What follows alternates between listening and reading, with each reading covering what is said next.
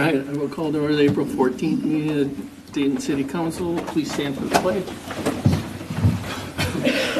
Allegiance to the flag of the United States of America and to the republic for which it stands, one nation, under God, indivisible, with liberty and justice for all. A motion and a second for the agenda. I'll make a motion. Or a second. Okay, Scott, and then Dave. Any adjustments? Yes, Mayor, members of the council, one item tonight. Item K has been removed from the agenda per the applicant's request. So we are going to strike item K in total. Okay. So item K is struck. Is it being rescheduled or just? Yeah. Okay. There will be from our understanding from the applicant, there is a new request in total, so that's why we're not asking to table it. It is a pure removal and future meeting. So. Okay. Any other changes? All those in favor say aye. Aye. All those opposed say no. That carries 4-0, and we are on to consent. I need a motion and a second. I'll make a motion. I'll second. Dave, Scott, okay, discussion? Why don't you go ahead? Well, start with an easy one. In the minutes from the last meeting on page 4, item O, Dubay Lake Preserve Concept Plan, the last sentence in that says that Seavold stated that the 2030 plan will be submitted to the Met Council by December 28th for review. Won't be the 2030 plan. It'll be the 2050 plan. Thank you.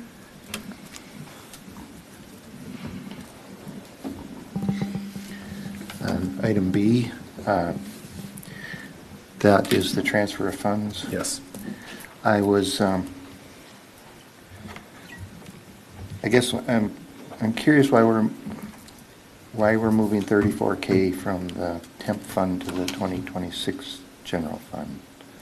Is it 34K or 134K? 134, I'm sorry, I can't Okay. read my own writing. No, that's okay. You can have 34. Thank you. So Mayor, members of the council, what happened as the audit was completing this year, we did a reconciliation of the general fund as we do every year.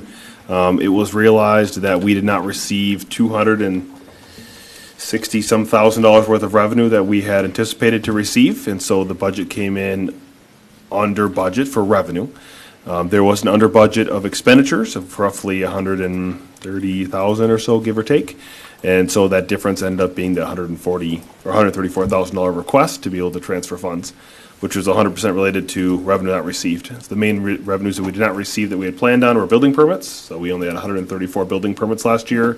We budgeted for about 205 or so, 200, somewhere in there, depending on the type of home that comes in. They're based on valuation. And then also property taxes. So property taxes were $100,000 under budget. That's related to either people not paying their property taxes, delinquent taxes, what have you. So those are the three main ones that are related to what caused the revenues to be under budget. So, Yeah, and I guess it was 34,000 that I was asking about, where it says with the increase in the budget for 26, there's an additional 34,471. oh, the additional, sorry. Yeah. Yeah, so that is related to, so as the budget goes up, we have to keep a 35% fund balance within the general fund to be able to suffice expenses for the first half of the year while we wait for our, so we have to expend 2026 dollars before we get 2026 taxes. Mm-hmm. And so we have to keep a 35% fund balance based on our fund balance policy. And so that additional $34,000 is related to getting our general fund from essentially 34% to 35%. Okay, and that's basically holding that fund for Yes. the money dries up for some reason. That's correct, yeah. So if we had no revenues come in whatsoever, which is typically not the case for the general fund, typically there's building permits and so on and so forth, which have been pretty healthy this year overall, knock on wood, and good for the overall economy, but that is why the need for the additional 34,000 is needed. That's the part I didn't understand. Thank you. Oh, yep, thank you very much. How are permits doing Good. as compared to last year? So last year we had 134 to date. John, do you know? I can give an estimate. Okay, total, the last I heard, we were about 68 to 75, somewhere in there, as of today. And last year we had 134 total. Right. So I know this, and that's the ones that we have approved. I know there's about 30-ish or so that are sitting as not approved and or pending. So I'm just wondering, I mean, you know, when you watch these over the year, they do this thing. they do. It'd be Yep. nice to know, you know, where we're at, you know, April of last year. We are far above where we were last Okay. year. So, I would say we were probably double what we were last year in Okay. terms of permits and where they are at. So I would suggest or probably anticipate us to be somewhere around, if it continues the rate it's going, probably around the 200 and 250 something, -ish. 225 mark. okay, That was all I had on consent. okay. Anybody else? No. Okay, we motion a second. All those in favor say aye. Aye. Aye. All those opposed say no. Motion carries 4-0. Open forum. Open forum is limited to 3 minutes for non-agenda items. State your name and address. No council action will be taken, and items will be referred back to staff. Do you have anybody here for open forum? No. Oh.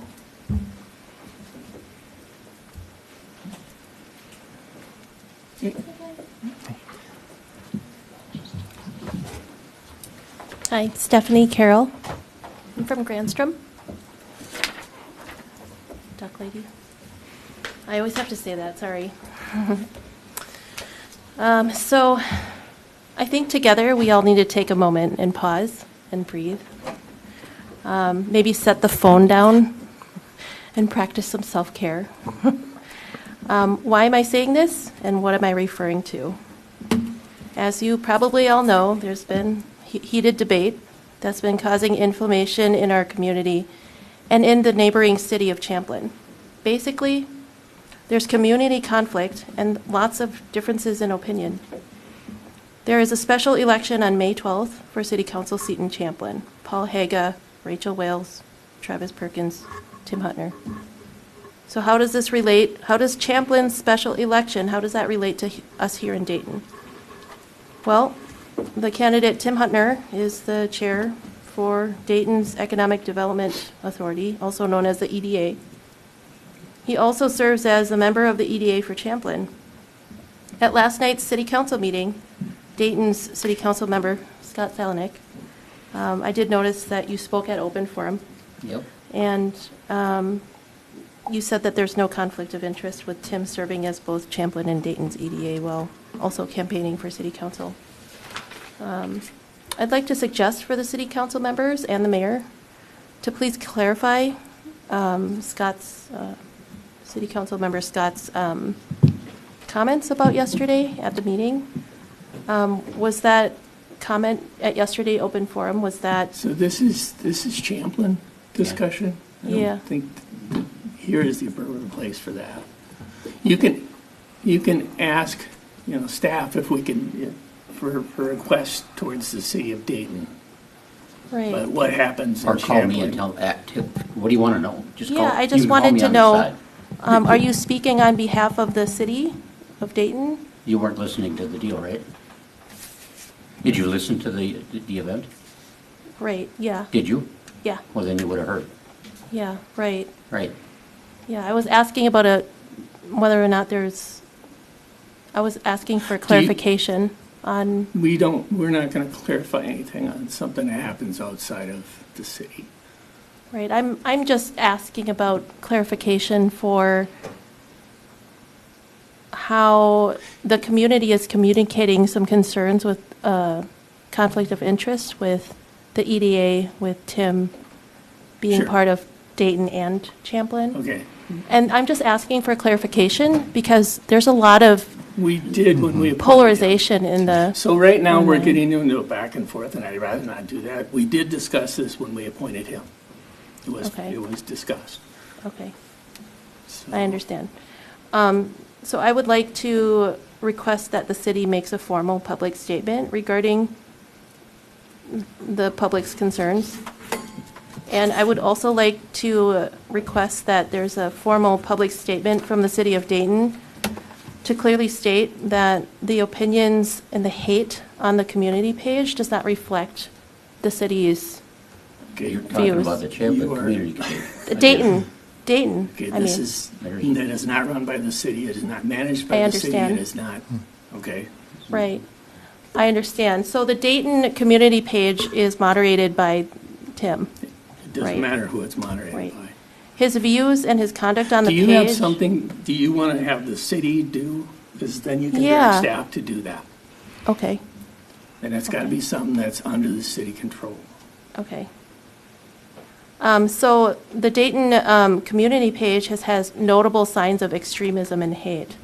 And that's why I'm here talking, is because I'm uncomfortable with the, Well, then don't look at it.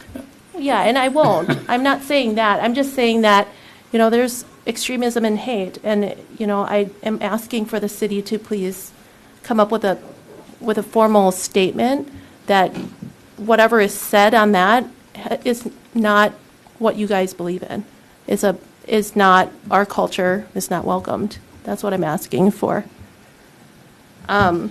I think it's important for the city to address the hate because it's affected me. I recently was approached by a male who yelled at me because he called me an illegal. He told me to leave and go back to my country.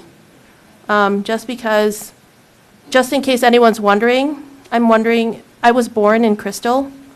I'm an American and I'm not illegal. Just because I know how to cook a mean Kung Pao chicken doesn't make me illegal. So I told him that we aren't that far apart. We both want good jobs. We both want good economy. We both want an affordable cost of living. We had a good conversation, and he apologized for assuming that I was an illegal. The conversation ended with hugs, peace, and well wishes. This is an example of how we can come together as a community and stop the hate. It starts with the little things, like waving hi to a neighbor who might not share your views. It's about pausing before you post something online and asking ourselves, is it really necessary? Is it going to solve anything or make it worse? And it's about forgiving ourselves for not being perfect. There's going to be days where we all slip and get reactive. We all need to give ourselves grace, give our neighbors grace, and give our fellow community members grace. Practice kindness over hate. This is what healing our community looks like. I'm asking the City Council to please consider a formal statement. Please. Okay, Thank you. all right, thank you. Is anybody else here for open forum?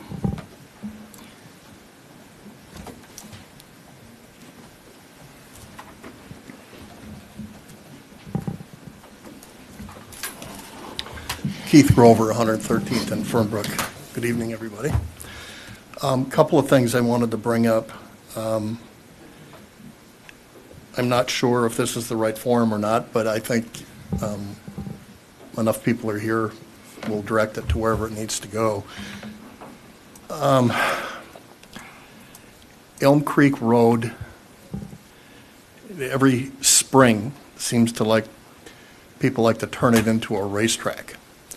And it really scares me that people, it's even worse than 121 to me because the site access along Elm Creek Road going through the park and over the hills and around the corners is horrible. You have kids out there on their bikes riding on that road instead of riding on the trail or doing both. You have people jogging along that road. You have people on these ski things, or I don't know what they call it, but they're rollers on skis that are running on that road. And then you have people flying by on motorcycles, these little crotch rockets that are going so fast they're actually getting air in front of our farm. And maybe we could swing by, that road a little more often. I realize we have a big city and we have a small police force, and I'm sure they're stretched to the max and doing the best they can, but I just wanted to bring that up. The other thing that just popped up yesterday, and I didn't have my phone with me or I would have made a call. I was on Dayton Parkway between 117th and County Road 81. And that nice little roundabout we got in there, seems like it's a great place for these little sports cars to practice their drifting on. They're going down around the roundabout, drifting around that, flying back up to the turnaround that's that goes into the cube just before you get to 117th, and drifting through that and flying back up the other way. I wasn't able to get a license plate because it was raining out and there's mist behind the car. I just couldn't read it. But I'm not sure if the police department is aware that these younger folks in these little sports cars like to do that in that area. But I just wanted to bring that up so that could get passed on. The other thing, one of the other things, every spring, Marty and the crew puts up the weight limit signs, and Marty and I've talked about that before, and he explains to me it's per axle. I can't help but see what's going up and down 113. We've got a 5,000-pound per axle on that road. I got here to tell you that no one's paying attention to that. There's no different traffic going in and out of that road. We still have cement trucks going in and out of there every day. We still have full semis going in and out of there, carrying full houses. There's no way that those trucks loaded meet that weight requirement. And I guess my question is, I mean, are we actually monitoring that, or is it something that, that maybe the police could look at a little closer, or at least tell the developers, hey, once we have the weight limit signs up, you need to bring smaller loads in. That's just my thought on that.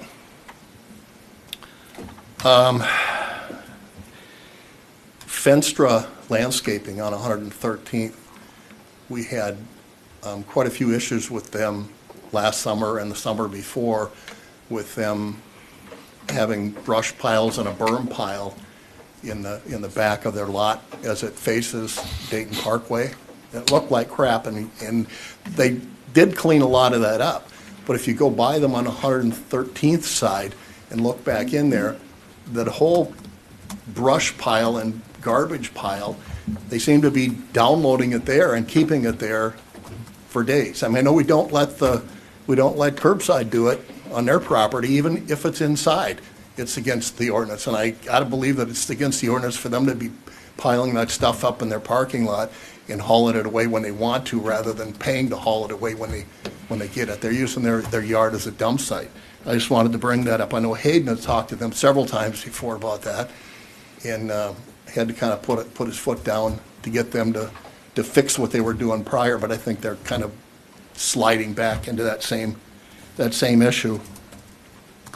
The last thing I wanted to bring up is that when folks, bring issues up before the council, and I know you're not going to take action on any of those things that people bring up on that day, but we've talked about this before. Do we have a procedure where there's actually a follow-up, so that at some point in the future, the city can either post it on the website or maybe an announcement at a meeting or whatever, that these were the things that were brought up last week or last month, and these are the things that we've done to try to correct that, or if there's something that we just can't fix.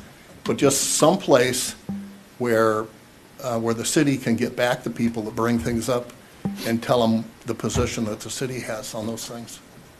That's all I have. Thanks. Thank you. Anybody else?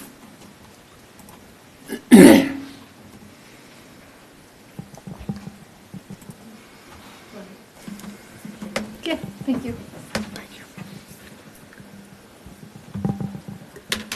Hello, City Council, Mayor. My name is Alyssa Seneschal. I'm 121st in Fernbrook. I am just following up after our last City Council meeting regarding the flock safety camera system.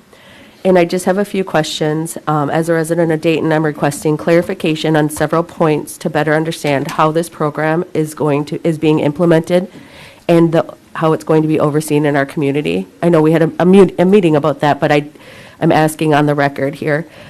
Who specifically approved the adoption of the flock system for Dayton? And was this decision made solely by the police department, or was there a formal vote or approval process by the city council? How are the camera locations determined within Dayton, and what criteria, data, and policy guide placement decisions? And is there any opportunity for the public to have a transparency in that process if we wanted to request those cameras be put in a certain location? During that meeting, it was talked about, Paul Inga said that it's $3,000 annually to maintain this equipment. Because it is leased rather than owned, and there's 7 cameras currently in the city of Dayton, how many more are expected to go up in the city? to be added to Dayton? And then how does the city plan to justify or offset these ongoing costs because it's not an asset to the city? We can't resell it. If expenses exceed the stated annual maintenance fee, which is the $3,000, who's responsible for covering that cost? And then onto the HOA, we talked about the HOA having homeowners being able to install them in their neighborhoods. Does the Dayton Police Department have access to that data? Under what circumstances can that data be accessed, shared, or retained? And then onto the policies. Chief Inga had stated at the last meeting that his officers know that if somebody asks him for data, that they can't give it to him. And we said, how do they know that? And then he said, because they would be fired. But if there's not a policy stating that anywhere, how does that officer know that their job is on the line if somebody comes and asks them for that information? So I'm just wondering when these policies will be updated and if they'll be publicly available. And then just given the financial privacy and the public trust implications of this technology, I believe it's important for the Dayton residents to have a clear and transparent answer. I respectfully request that the City Council provide written responses to these questions prior to the next scheduled City Council meeting, so residents have an opportunity to review and engage in an informed and transparent discussion. Thank you. Thank you. Anybody else? Anybody online? We don't have online. The mayor knows. Oh, that's right, we went toast on that. Okay, we will move on to staff consultant council updates. Zach? Sorry, my clicker's dead, so that's good. Yeah, good evening, Mayor, members of council. A couple of quick updates for you. I do want to shout out our public works crew and their ingenuity for making our new placards in front of the city council and the staff. Came up with a great solution that looks really good and minimal budget implications. So it is very important that residents, when they're coming into council, which we have seen more residents come in, know who they're speaking to with the mayor and the council. Sometimes as staff sits up here or the attorney sits up here, they don't know who they're talking to if they just have a name and they may not pay attention to those things. So I thought it was very important. I saw this at another city council chambers as I was visiting with other ones, and they said, this is what we use. And I said, that's great. So other thing that I've just been recently made aware of by SafeWise, who does an annual ranking of 2026 safest cities in Minnesota. I am proud to announce that we are ranked 3rd on that list by SafeWise. Huh? How big is the list? Every city in the state. So they rank every city in the state, and they say we are number 3. First is a tie, so we are technically 2nd if you look at it in that range. But Montevideo and Elko New Market rank higher than us, a tie for 1st, and then we are 3rd. So congratulations to us, and thank you. Great job from the police department and our residents. So thank you. Sweet. Anything else? That's all I got. Thank you. I have been contacted by Hennepin County, so just as a reminder, I think it was the end of last year, I sent out information on the new ordinance that they have in place on recycling and organic recycling, and there's different thresholds of things that will be required as we grow in population. So they have requested, as they've recognized that we're getting to that point where we're reaching the 10,000 population mark.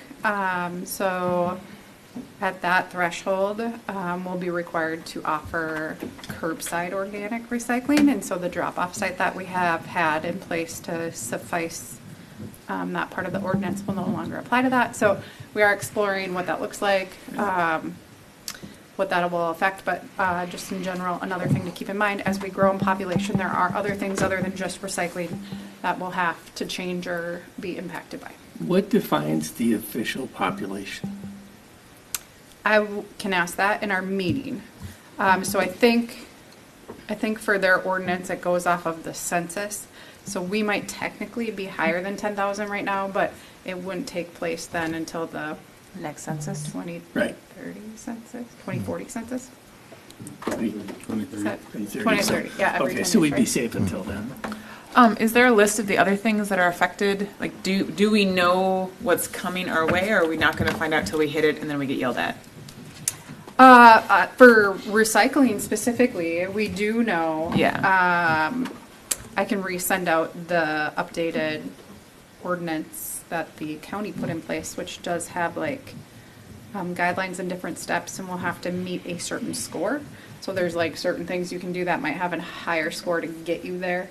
A lot of these things actually don't take place until 2030, so there's some things we've been doing to prepare. Unfortunately, this one takes effect prior to 2030, and I think we're prepping to get there.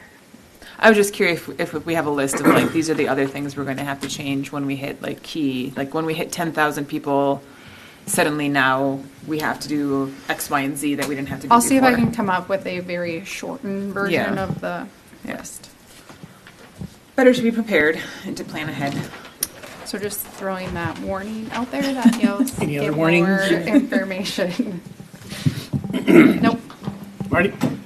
Good evening, Mayor and Council. Just a couple of updates. The Wellhead Treatment Plant, we finally got the MDH approval on the air gap situation. They've approved what we are proposing.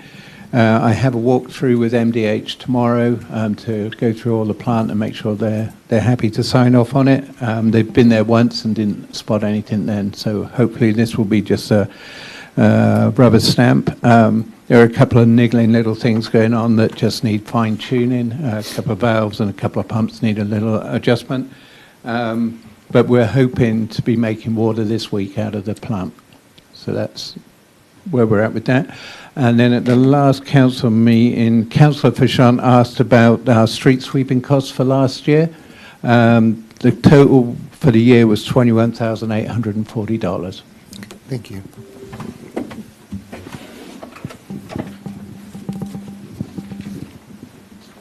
Chief? Good evening, Mayor, members of council. A couple updates. This week, from emergency management perspective, is Severe Weather Awareness Week. It started on Monday, so there's various activities, if you will, each day of the week. Probably one of the more specific and more important is the tornado sirens will sound on Thursday at 1:45 and at 6:45. And then an update on kind of a progression for duty crews. So we initially gave conditional offers for 8 part-time firefighters. Unfortunately, we are down to 6 currently. One decided not to continue in the process, and we fully anticipate the other person to drop out as they've received a offer of employment from another organization on a full-time basis, which would prevent them from participating. We received that today. Duty crew will go live for our paid-on-call staff starting May 1st. That will go from 1,800 to 2,200, and then we'll be training our duty crew members that 6 that we're looking to hire, get approval on April 28th. We will get them started probably on June 1st. Nothing to report on behalf of the PD tonight. Thank you. The council should have received an invitation from Graco for ribbon cutting in May. So that's all. Just a correction to a date I gave at the work session. Brockton Lane improvements are actually scheduled for 2027, not 2028. They were delayed for a year, but it was from 26 to 27. So I met, I don't remember what her name was, but anyways, she was thinking that they were pushed out to 2028. One of the other city mayors that was there at this function also just said that he had heard from somebody else at the county that it was still 20. So it could be their current CIP still lists it as 27, but it does say estimated. And it also sounded like they were just doing I think what they call a full reclamation there, where they don't do a rebuild and they don't do a mill and overlay. Right, I think they call it a reconditioning. Reconditioning. So there's like minor adjustments made where needed, but nothing significant. They don't remove the entire. So they just bed. take it down to the dirt. Usually take the entire pavement section off and then redo the pavement. And then but not excavate all the way down to subgrade. So the other dates were correct. So River Road is still 2029, and then the culverts mentioned on Rush Creek, South and Maple Grove is 2028. And that was it. Scott? Let's see. I have a little item that I want to bring up, and I'd like to get some direction on it so that we can have it on the consent next week. As everybody or some people know, I spent a little bit of time last weekend picking up South Diamond, and it brought me to a conclusion. I would like to see if we could have an adopt a highway type, and we can call it whatever we want. And this is going to take a lot of resident participation to actually pull it off. Because I've outlined some streets, and you certainly can't cover all the residential stuff, but our main roadways, we have roughly 35 miles of main roadway. If you go down and back, like I did 1.2 miles, so it'll be 2.4 total, to get that picked up. And ideally, the best date to do this, because we have all the dumpsters back there that day, is going to be the weekend of May 2nd and 3rd. I talked to Marty a little bit. Oh, cleanup? Yep. We would need, and the Dayton Lions are doing Fernbrook on May 2nd from Marlis and Earl Dean's Corner to the Maple Grove Dayton line. So that mile and a quarter will be handled. My thought is if we could get, I have 15 routes lined out here that consist of about 35 miles. And in my opinion, and don't get me wrong, I know 15 people can do this because I did it. But ideally, if we get 50 people that would do it, and for that, and then nobody's going to jump at this opportunity because the pay's not real good. But if people would do that, and we talk to, and I've already made the call, they just didn't call me back. If we talk to a place where people could go and either get a blizzard or a lunch or whatever, and give them a coupon if they participate. All of a sudden, Tina and John got 5 people in their group, and they all go out and clean them 2 miles up. They get 5 coupons. Now, what I don't know is if the establishment wants to mess around with a $5 or $10 coupon, or if you got to do it in increments of 20 or 25 or whatever the number is. I don't know that answer. And the real important thing here is it's going to take about 45 people to get it done realistically. But I think it's doable. And to fund this, I've got $200 committed already in 2 phone calls. I have 2 other phone calls out there that didn't respond back to me yet. So to me, the cost in this thing is going to be $400 or $500 maybe, and we can get it all funded to do it. We just gotta all say, yeah, let's try it. If it works, it works. If we don't get the residents, it ain't working. Because I personally am not going to go and cover 35 miles. Well, what would the city's... I had all I could do to get 2.5 done. What would the city's role be? What? What would the city's role be? Just to promote it. Oh, okay. Oh, on like the website and the app and stuff? Yeah. I have no problem with it. I do. Yeah, I think the only thing that needs to be considered or thought about, I just know from being a participant in Hennepin County, they have attorney opinions and things. And when you put on a program like that, you're taking on liability. So they require you to wear a vest and gloves. And I don't know if they supply the bags or not. So just, I don't know if things like that have been thought about. But just something to think about implementing. I think there might be a little bit more to it, which I'm not trying to discourage it by any means. Yeah. So our family used to do that route, the Lions route, and they will supply that. They don't supply bags that I know of. They might start. Right, and I don't even know if they supplied the vest, but people were required to wear one. Right, I don't know the details of it, Why but. are you required to? Do you know? So you don't get hit by a car. So you, I yeah. wasn't worried about it. Well, other people are. Yeah, unfortunately, Well, if when you're government worried about gets it, wear involved vests, I mean. and someone gets No, the hurt. problem is if the city promotes it, And someone gets now hurt, we it's can an get issue, sued. but- Oh, I mean, I don't know. I think, and one other thing to think about, with the county roads, the county does run a program of their own for that. So Fernbrook would be covered by their program, and I don't know if we need to contact them to say we're doing this or how that would work. I think there would need to be some coordination with them. Or there might be enough city roads that we don't need to worry about the Probably county enough roads, city but roads. Yeah, I mean, Fernbrook's gonna be covered by the lines already, where most of it is, but there's still 2.25 miles there that's not. I don't know. That's my thought. Yeah, Councilor Swan, it's 2.5 miles from the corner to the Maple Grove line. It is 2 miles from the corner to Champlain line? Champlain line. So there you go. That takes for 2 people, really. Somebody already got. Yeah, so the 2.5 miles from the corner to Maple Grove is, you said, covered by the lines. It's So it's 2.5 miles of roadway. Right, so the county, and they have these signs That's a up, and the Lions have that one on that. Does anybody have the east-west portion of it from the county? Does anybody have it? Well, whoever adopts the road from the county. Well, we don't even got to adopt a road. I mean, No, I understand you that. can call it private. What I'm saying though is the county might already be covered. Oh, I don't think so. I mean, I've never seen anybody cleaning that up, so. I can guarantee you the section that I picked up hasn't been picked up for 10 years. Yeah, but that's not a county road. No, Yeah, but it no, doesn't yeah. technically have an adopted by. It's adopted by the Dayton It Horse doesn't Association. have to be adopted by anybody. I'm not saying we have to Okay. adopt it by anybody. We're just gonna have a Dayton go clean a ditch day. Okay.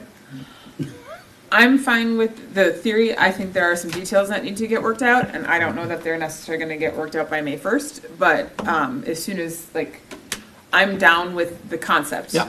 As long as the kinks are worked out and it's safe and we can't get sued. Yeah, in mayor council, we can do it where we have we could try to coordinate, where we get a dumpster or something from somebody to be able to do it. That, I kind of agree with Councilmember Van Asten, that I don't think it's gonna be done by May 1st, to be honest with you, as much as that coordination would be great.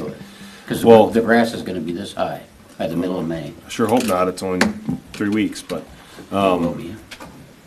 yeah, the idea would be we could do the program, just would maybe have to do our own dumpster or whatever, which is fine. I mean, yeah, sooner better for grass. Otherwise, fall, once it's all dead, right? Like, if we can't pull it off in spring, fall is another option. This is the exact thing I was concerned about. Yeah. Once you get city involved, now it's gonna take 6 months to get this done. It's crazy. I mean, you It's awesome. personally can do it, because then if anyone gets hurt, they'll sue you and not the city. So, but when you ask the city to get involved, that puts the liability on the city. I'm not- And that's why, that's where the extra layer of complication comes in. So all of a sudden, if I post, hey, we're gonna have a May 2nd date, you're on your own, go clean a ditch. But If you, Scott, want to say, I will give you person X a coupon, and then it's not the city, then you can do it. Like, yeah. I mean, you could do that, right? But if someone gets hit by a car, and we just talked about people go real fast on these roads, and if someone gets hit by a car and the city was involved in it, they will come back So at what the us. county does is they just provide the safety equipment that they deem necessary, and that's really just the vest. So, if we can get that, I have no So in problem. other words, you're saying we gotta go and buy 20 or 30. Mayor council, we already have those, we can have them. Yeah. I mean, I'm down with it. Well, I want it done by May 2nd if we can get it done. I mean, it's just because it's ideal. And if nobody wants to. It's enough direction from us, we'll do it, staff will work together and see what we can, and Marty and Amy and I Just let me will know. coordinate, and we'll do what we can. Okay. There is $200 coming to your attention, Zach. Fantastic. I hope it says City of Dayton and not SAC, that'd be great. It says for road cleanup. That's good. I'm glad that was on the record. That's fantastic. Thank you. we'll see a resolution passing that donation at a future Donation at a council meeting. meeting, that's correct.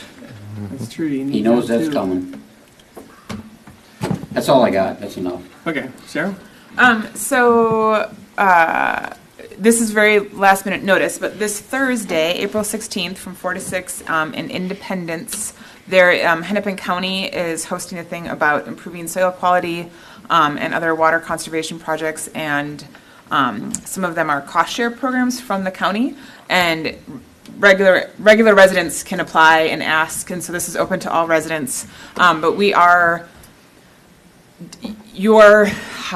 they rank projects about who will get funding, and you have to be in some of their targeted watersheds, but much of our city is in one of their targeted watersheds. So there's a high likelihood, if you are a Dayton resident, that you might be in one of the targeted watersheds and therefore have a better chance of getting some cost share for this. It is, like I said, Thursday, April 16th from 4 to 6, Independent City Hall. I don't know if I give you guys the information, can you post it on, it's a county sponsored thing. Yep. But can our app post it? And I apologize for the last minute notice. My husband and I had a miscommunication about who was supposed to check the mail. So I just got my little flyer. But it is this Thursday if people are interested. And my location, we applied and got some cost share for some things we did on our farm. So I know they're easy to work with, and it's not hard, and they're very nice to work with. So, and even if you don't qualify for the grants, they have lots of great information and technical know-how. Can you give an example of what kind of projects? So the one I did was cover crops to protect the soil in winter in between. So, because obviously once they harvest, there's a lot of erosion happening in winter. So we planted a winter rye cover crop just in between the planting seasons is what I did. But it's bigger projects like fencing, manure management, cover crops, but it's also just things about what you can do in your own yard for soil health, and so native seed packets. They also will hook you up with. They have. I know I got last time I went. I got some free trees. So like lots of little, and it kind of depends on what they have. But they have a lot of people. A lot of people with a lot of information, and it ranges from like what to do in your own yard to fields, but also big things, little things. But it's free. It's 2 hours. They have snacks and an interesting speaker and some cool demonstrations. So just a heads up that that's an opportunity for our residents. And I will pass. I got an email for this. I'll pass it on to you. Please do. That's it for me. Okay. I have nothing. Okay. Nothing for me today. Okay. Undo item F. Elsie Stevens Performance Area Cover Discussion.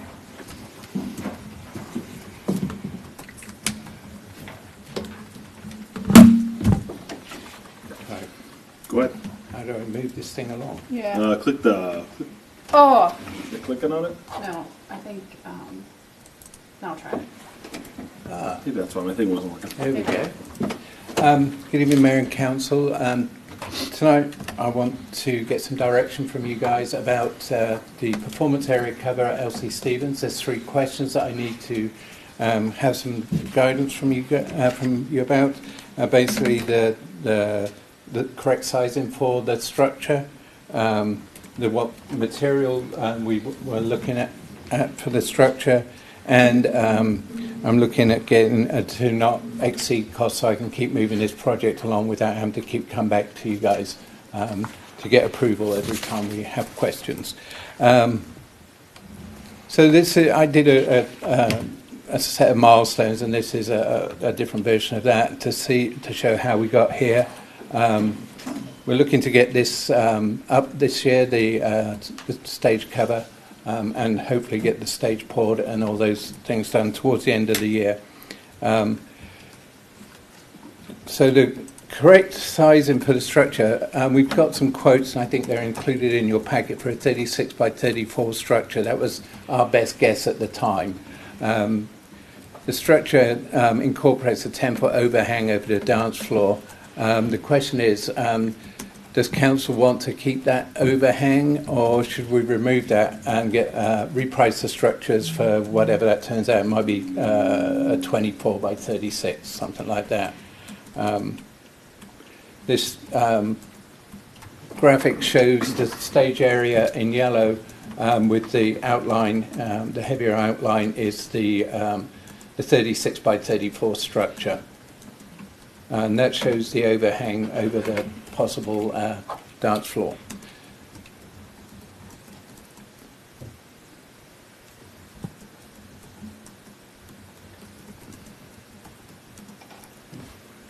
Well, it seems to me like 10 feet of overhang is a pretty small dance floor, so I don't It think we doesn't would cover want to the- go any less than that.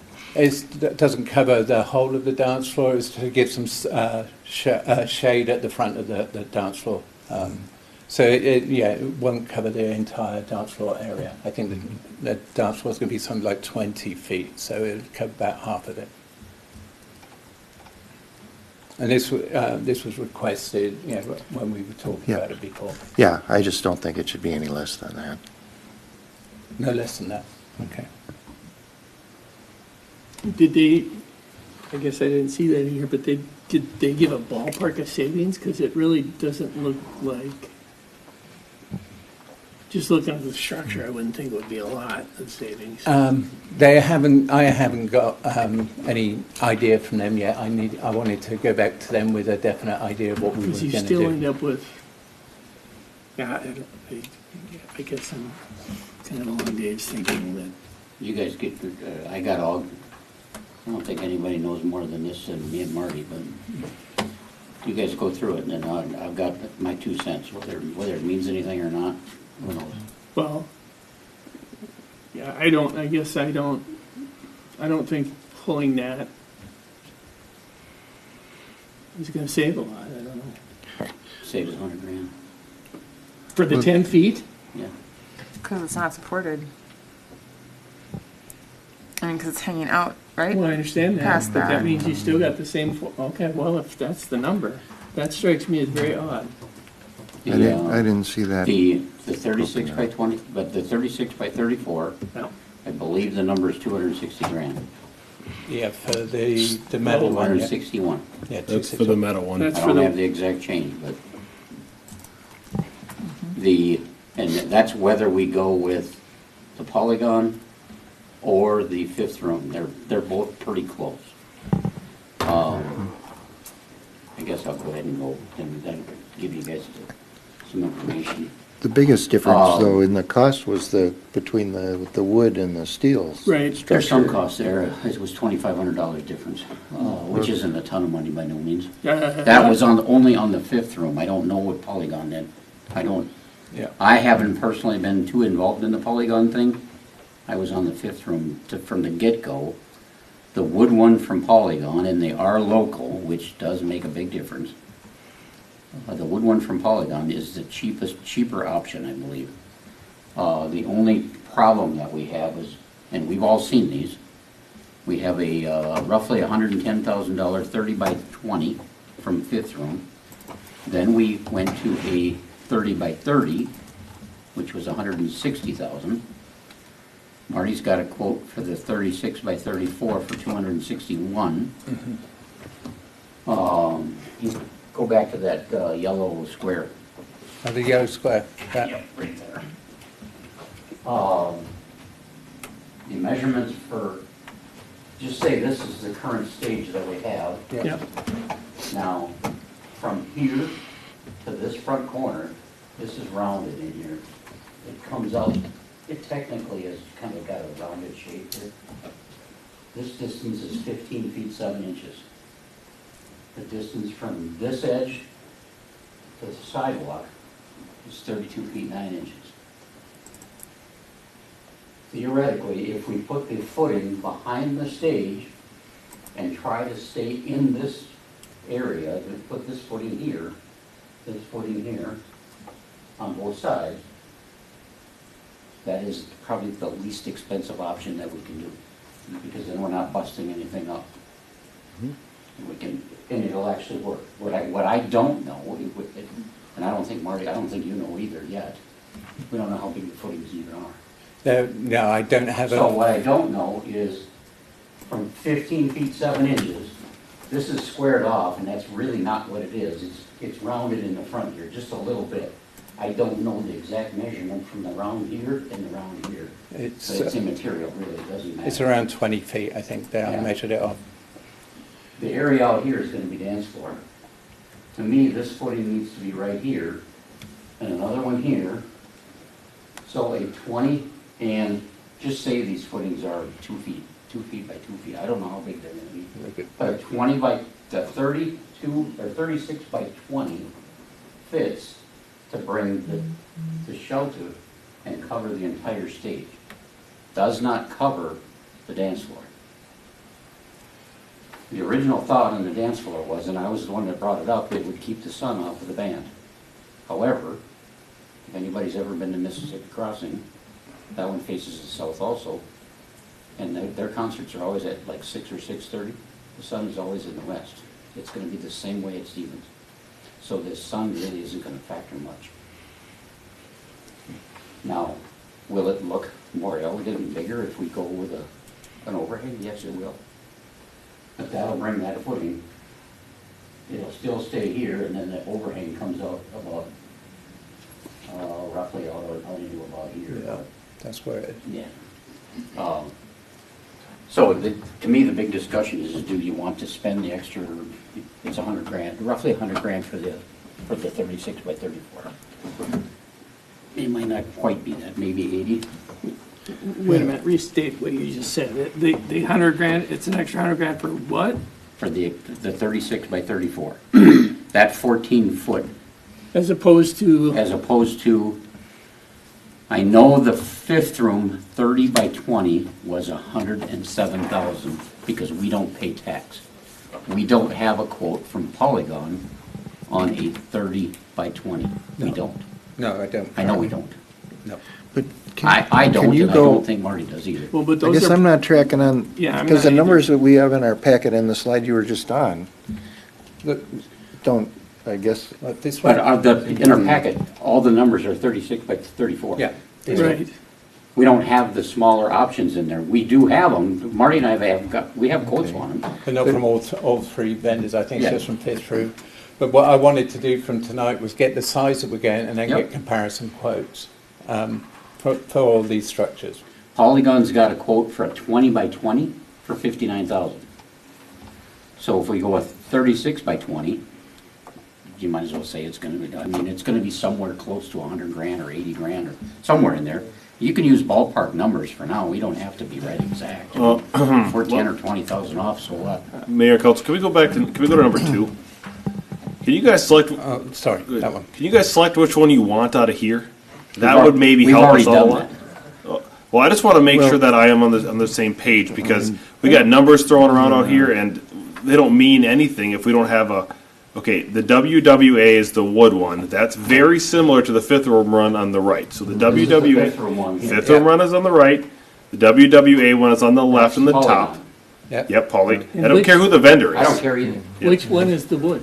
The top one. Top one is And that's- WWA. And that's $100,000 cheaper? That's $116,000 for Why the would 36 by someone do that? 34.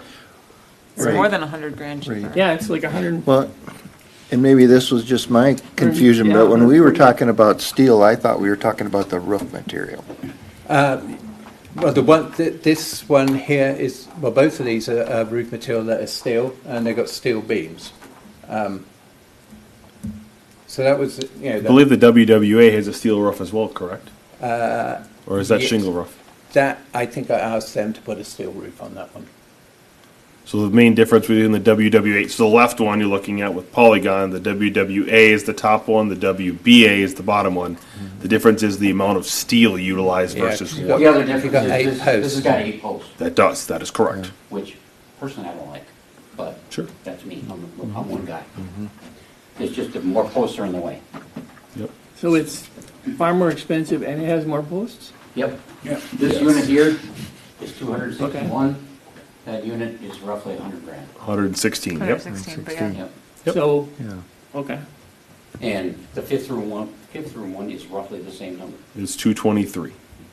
in a larger size. I mean, if we go back down to the smaller size. Yeah, so you'd have to change the size of the structure to get the same price of the fifth room one to the Polygon one. Does that make sense? So you can get a 36 by 34 in the WWA from Polygon for 116.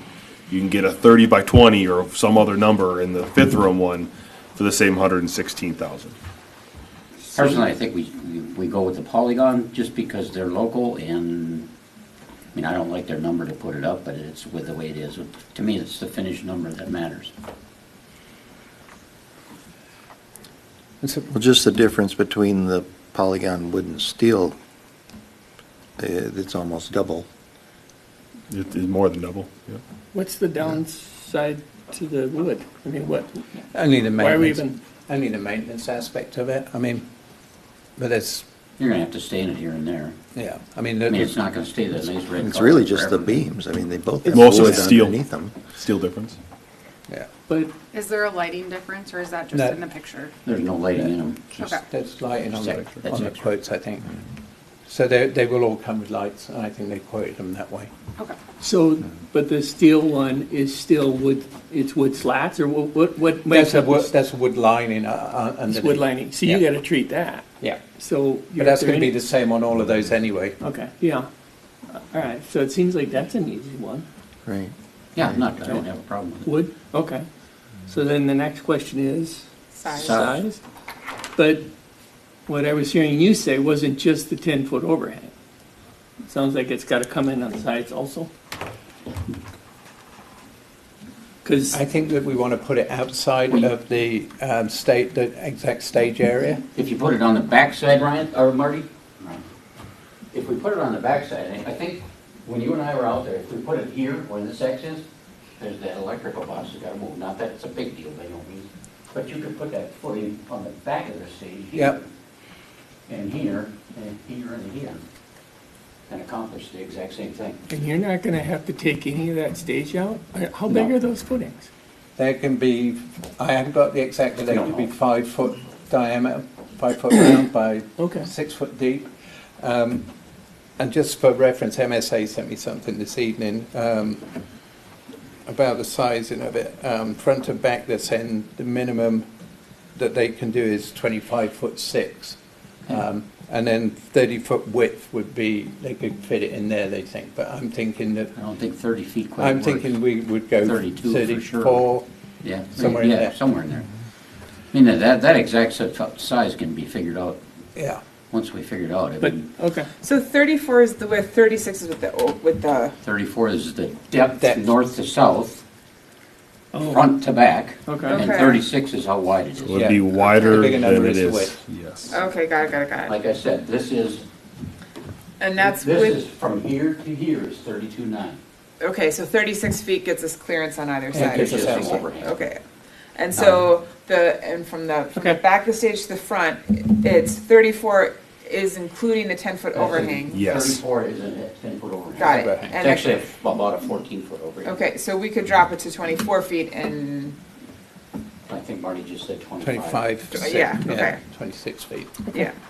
I mean, So it really depends on if you guys want the overhang or not. It's whether or not you want the overhang. Yeah. Yes. I don't see that the overhang does anything, because most of these, I don't think this is the appropriate place in the city for this in the first place, so. Where would you I- put it? You've said that now before. I Yeah. don't know, where would you want it? Right now, no place. I don't think alright. there is a place currently in the city where it is appropriate. I think in the future, when we have, like, So you I don't think- think this is the premier park in the city? it is. I just don't think it's for concerts. I think it's a premier, like, there's no restaurants, there's no bars, there's not good parking, it's surrounded by residents. You don't need a I don't restaurant or think bar. that this is a Okay. concert destination.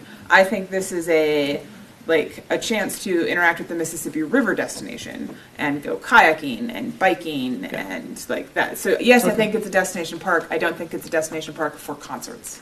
So that's Okay. Have you been to the Elk River one? not the Elk River one. No, I've been to the Maple Grove one and the Champlain one. Champlain, and that's on the river too. Yeah, I know, but it's not Beautiful. in. Yes, I'm not saying that that's not cool, but my point is, it's not. It is. There's restaurants and there's parking, and it's not surrounded by residents, and there's highways, and it's just more appropriate. And I just don't think this is appropriate for this location. So, Okay. so that's why I'm staying out of the conversation.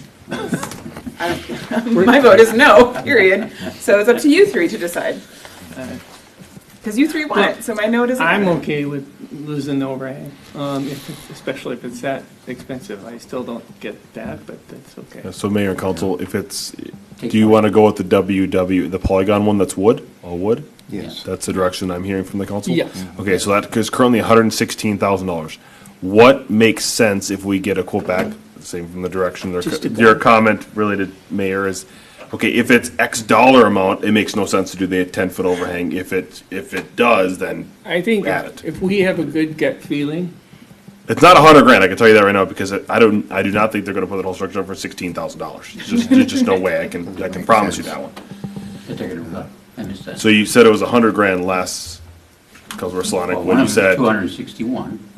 That one's 116. it's $116,000 so for if the it's structure. proportionally, it's maybe 50K lower. And For 10 feet, yeah. So my Yeah. question is Yeah. council, what number makes sense to put the 10-foot overhang in? Does that make sense what I'm asking? Is it 10%, It seems 20% of like the cost? 20,000 or less. the only other thing the overhang may do is affect your sound. I don't know if it will or not, but I'm not sure yet. Not a sound guy. One advantage that it does do, and I'll say this, just to screw it up some more, that you guys aren't thinking about, when this thing is not used for a concert, it'll work very nicely for a picnic shelter. So it gives you an extra 10 That's foot. true, yeah. Well, yeah. There's- And in the whole scheme of things, 50 grand ain't that big a deal, but Well, I don't know, Dave just I speeded can't believe something you that just makes said that. sense to me because yeah, right, you might want to record that or get that on a. Well, I've got a number, I've got a max number, and I know it doesn't come close to yours. Well, Mayor and so- council, it sounds like 20% of the cost, which would be about $20,000. Yeah, let's go with that. Like if it varies If we aren't less, saving that much, it's not Yep. worth it. yeah, if we're not gonna save more than 20%, leave the 10-foot overhang in, which is about 20 grand. If it saves more than 20%, then take it out. And I'm not looking at installation costs, I'm looking at just the structure, Yep. which is $116,000. So basically, if it's under 100 grand, probably gotta do the no overhang. If it's the 116, then do the overhang. That's what I'm hearing. Yeah. Sounds like I get a quote from Polygon. Yep. The smaller size without the overhang, compare it against the bigger size. Yep. Now, you could still get a surprise here when the foundation has to be, right? The Yeah. pylons have to be this, because Yeah. although It's not gonna be that big as it the is. quote they gave you, that must include foundation. Yeah. I think that No. did include, I think they would It's got guesstimate to. it. The Polygon? No, it doesn't. The quote that we had Or on maybe a it 20 does. by 20 unit, Marty, Oh. it specifically says on there that. Yeah, the she other- said something about. It says the They need the the footings are not engineering. covered. Yeah, that's extra. Concrete footings and whatever else. Okay, the reason I say that is because, well, then, whatever the savings is for the overhang has nothing to do with the current, The concrete footings. Yeah, concrete would not No, change. No, no, okay. no. The shelter's separate. The structure's separate. Okay. The footings are another deal. An installation, Would mean Doesn't- putting it up and getting it all, it but that also doesn't include the Correct. pylons. does not. Who That's all does- extra. Who does it? Okay. I will All right. clarify all of these points. Because I think we may have a surprise there. We'll see. But I've got a concrete number in my head, and I mean, Okay. I think we have good direction. So we're gonna go with the WWA, just to scroll back one. Oh, sorry, scroll back one. That'd be the top left structure. Yep. And then we will analyze the cost between the 36 by 36 by 26, or whatever it is. 25 or 6. Whatever it is, yeah. yep. Or the Versus 36 34. by 34, which it is today. I think, Marty, you would look, like they just said, we could get by probably with a 34-foot wide Yeah, if we go back to back on the footings and not on the sides. yeah. The reason I say that on the sides is because the sidewalk gets in the way on Yeah, the east that's- side. Yeah, that's So to exactly me, the you're better problem. off putting that footing on the back and the front. Yeah, So- we're trying to avoid that side. Otherwise, you gotta bust some concrete up. Yeah. Has MSA looked at this yet? Yeah, they just gave me Yes. some pricing this evening on it, so. But they were also gonna look at the engineering, right? So they Yeah. would be able to tell us where Yeah. these pylons need to be in, or, Yeah, okay. so they will work with Polygon, they'll work Okay. together on that, so we'll get that finalised. But they're saying, you know, from what they're looking at and this, the survey that they did out there, that size would work in there. I think that we do need to be a little bit bigger, but Yeah. Okay. Keep in mind your overhang, we gotta do some kind of rock or something so the lawn doesn't get all beat up from all the water running off. okay. Will make it work. Okay. And then the dollar amount, what do we want? I think the 116, 130 is your top for the structure. Well- Not looking at installation costs or anything else, just the structure itself. And that was a pretty strong bid, or was that kind of a loose, here's Oh, what that's we a can? bid. That was a quote. That's That was pretty a quote. strong. There's an erection cost included in this bid, I think, isn't there? Installation Yeah. cost, yeah. The installation it's in there, cost is so we there, already know that 47. number. Yep, so the only number we don't have is the. Concrete Yeah, pylons. concrete, Yeah. okay.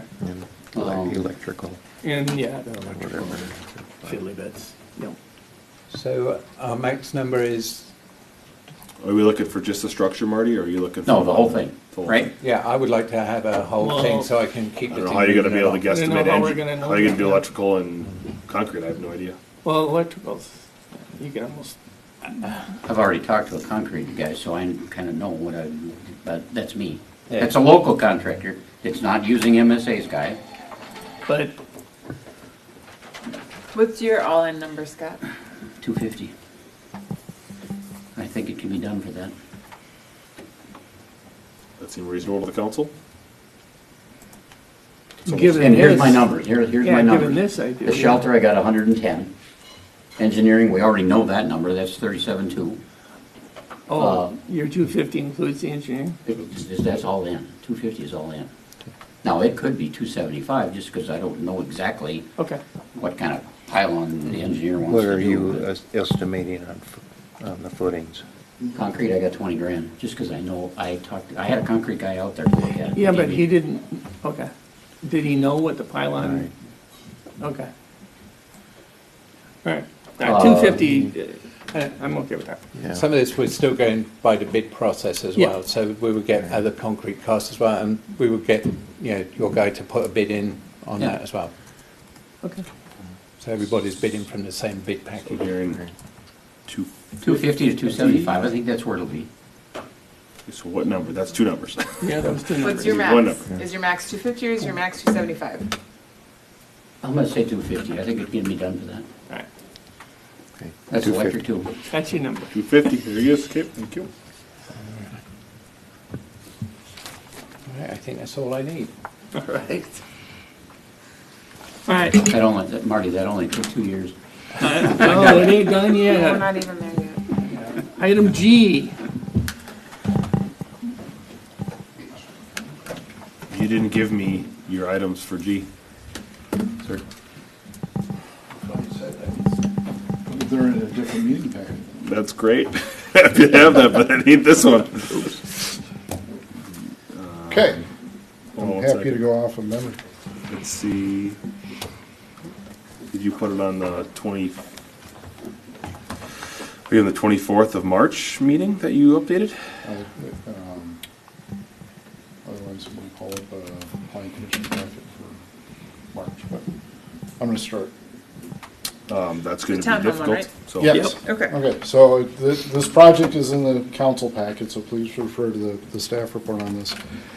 This is a concept plan for the Stenslie-Stearns by David Weekley. The Stenslie-Stearns property is located off County Road 81 in Territorial Road.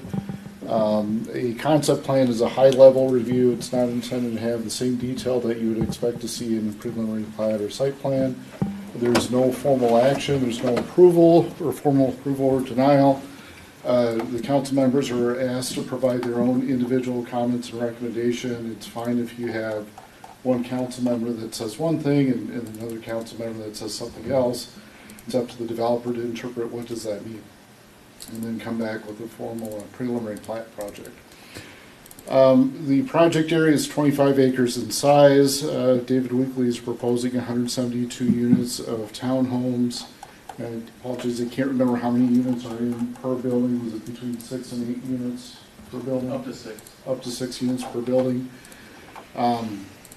It would be on, I think staff is recommending private streets versus public streets.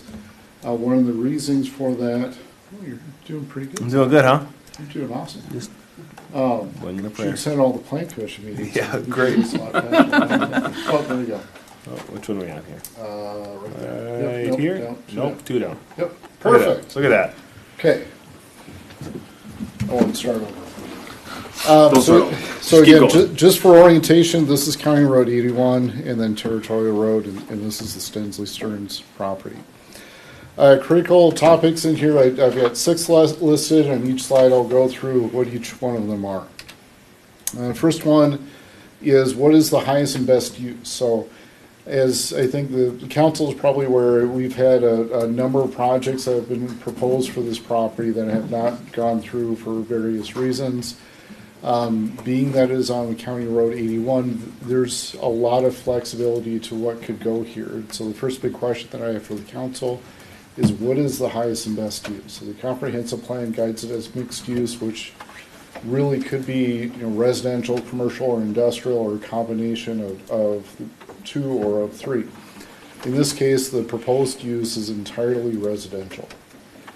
So just comments of the council's opinion of what is the highest and best use for this property. I think every one of the proposals we've seen has been residential, is that Yes. not correct? Yes. And so, in my mind, there's some market forces at work here that nobody's bringing anything different than that forward. Yeah, as staff, we've had conversations with developers on industrial use, but it's never been moved forward to a concept plan. What about any other sort of business use, any other? Not for commercial. Well, I think part of it is the difficulty getting in and out. Yeah. Yes. I mean, that's because like if it was a coffee shop or something, like your traffic, I mean, and that's the concern is even with residential, getting people in and out is going to be a challenge. Any sort of commercial is just not feasible with that intersection. So I'm guessing that's also why they're not coming forward. Yeah, until it's controlled. And it might never be. Right. So I don't think commercial will ever happen. It's going to either be residential or industrial. And I think of those two, I'd prefer residential from personally, but,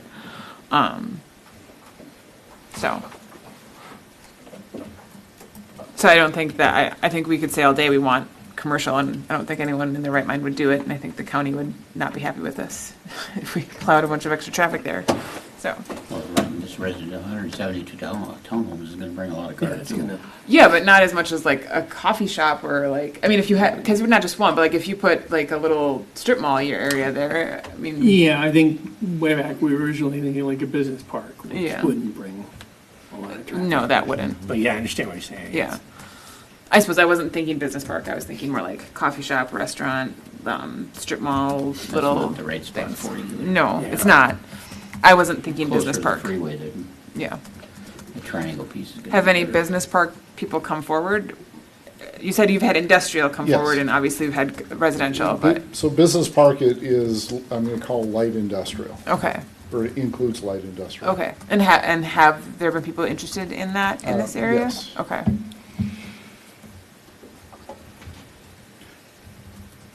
Okay, I'll Why keep- haven't they come forward? Why haven't it made it past? I can only guess that Okay. they've found a better place. But it somewhere wasn't else. us saying no. Okay, it was them saying no, thank you. Okay.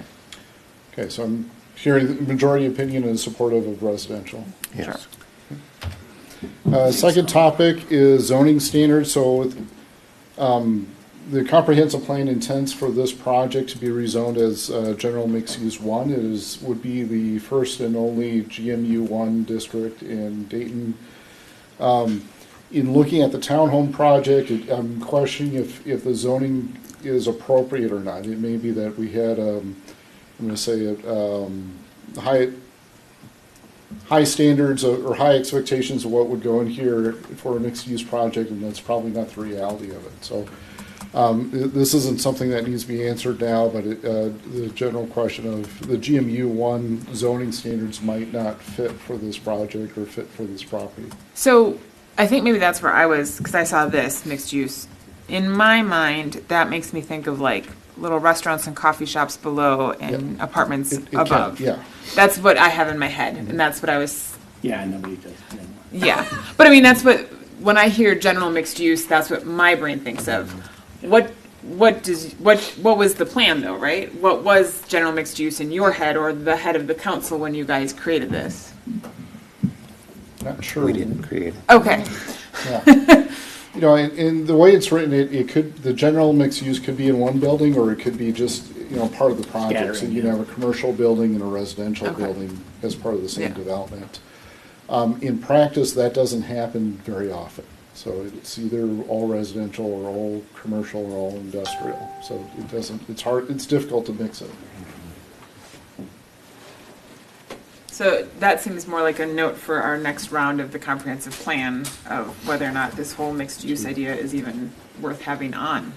Well, I think what it does is it lets the options kind of flow, because even though you wouldn't necessarily combine them, you could look at Either? commercial or residential. Got it, okay. But yeah, here, yeah, because of the constraints of the roads, the commercial just doesn't make any sense. I think business park probably makes some sense, but I'm hearing that demand may not be there. Good. So one of the options on here that I've got written on here, rather than zoning it to general mixed use, is to rezone it to the RM medium density. Again, that's not a direction that the council needs to provide, but it is an option. So the RM medium density does allow, I'm just saying, mixed use residential. In this case, it's a mix of single family and townhomes.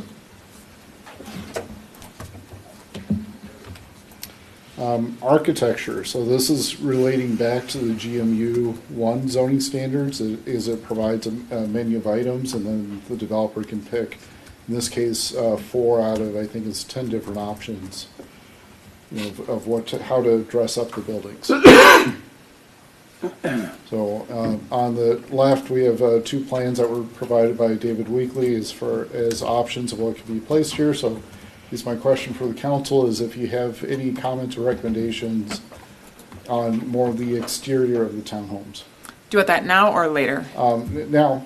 Okay. I have feelings. I do not like a sea of garage doors and pavement. I think it looks boring and terrible. But that's on us because our requirements for parking are ridiculous. I lived in some beautiful townhomes in Golden Valley for 13 years.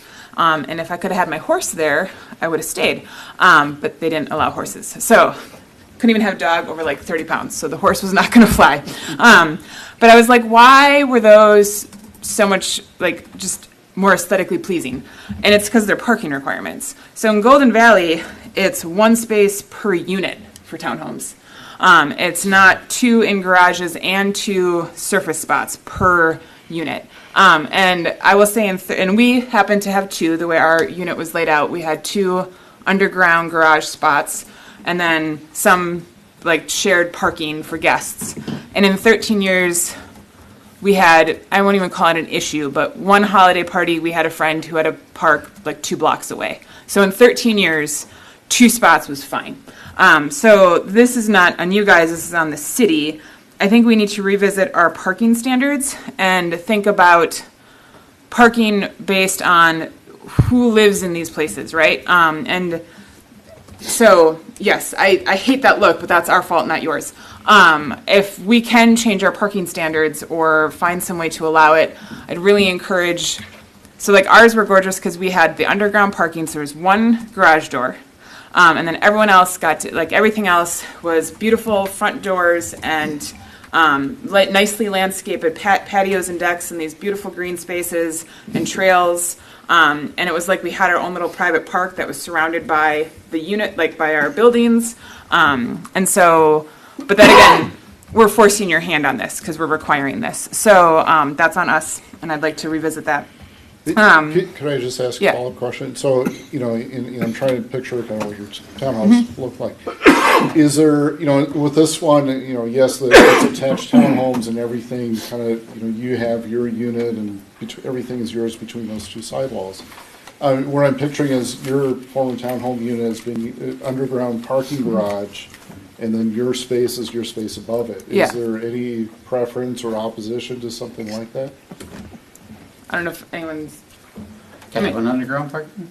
Yes, I don't, I don't know if this site will allow that, though. I'm trying to think, it would. I'm trying to think of, I don't know if this because I will think allow there's a it. change I don't in think it federal will. Mayor, council, I think we had, the last project done by Enclave, who had an Yeah. apartment building here, said that the water level, so that you could do it, but the cost of doing it was Really bad. extremely large compared to a normal site that would not have water table issues just Right. because of the wetland that I remember. So Yeah, me too. And That's what I remember. even if it's not an option here, the point is that they can't even explore that because of our zone, like because of our code and our parking requirements, which are ridiculous. It's not even an option. There's too many parking? Yeah, this is ridiculous. To have this many parking spots, I mean, you yourself said it, these, like, first off, you gotta think about who's living in a townhome. You don't have big giant families. You've got like 2 people, maybe 3 living in a townhome. You're not hosting your whole family for the holidays. You live in a townhome. They're not gonna fit. Also, you live in a townhome sometimes because you don't want them to fit. And when they say, hey, can we come to your house? You're like, oh, I'm so sorry, you can't. I will come to you, and then I can leave when I want to. So, like, You might have just sold me on a townhouse. townhomes are amazing, right? I have 2 distinct lifestyles I like to live that are completely incompatible. I got to live one for 13 years. Now I'm living the other one right now, and when my body totally breaks down on me, I'm going right back to my townhome. Did So- they allow on-street parking, or was that ever? Yes, an there issue? is on-street parking. Well, there is dedicated. Yes, there is on-street parking, and there were some dedicated guest lots for all the units to share. I guess my point is, the way our code is written, it's not even an option you guys could pursue, and I would like it to be an option that maybe not this particular location, but other locations could look at. So it's not just a sea of garage doors and pavement. It can be a sea of trees and shrubs and green space and beautiful patios, which is much more aesthetically pleasing to everybody involved. But that's on us, that's not on you. That being said, I'm also unhappy that the only options are 3-bedroom options plus lofts. You yourself said that this is for starting families, people downsizing, right? Like, we had 2 bedrooms and a loft, which was more than enough space for us.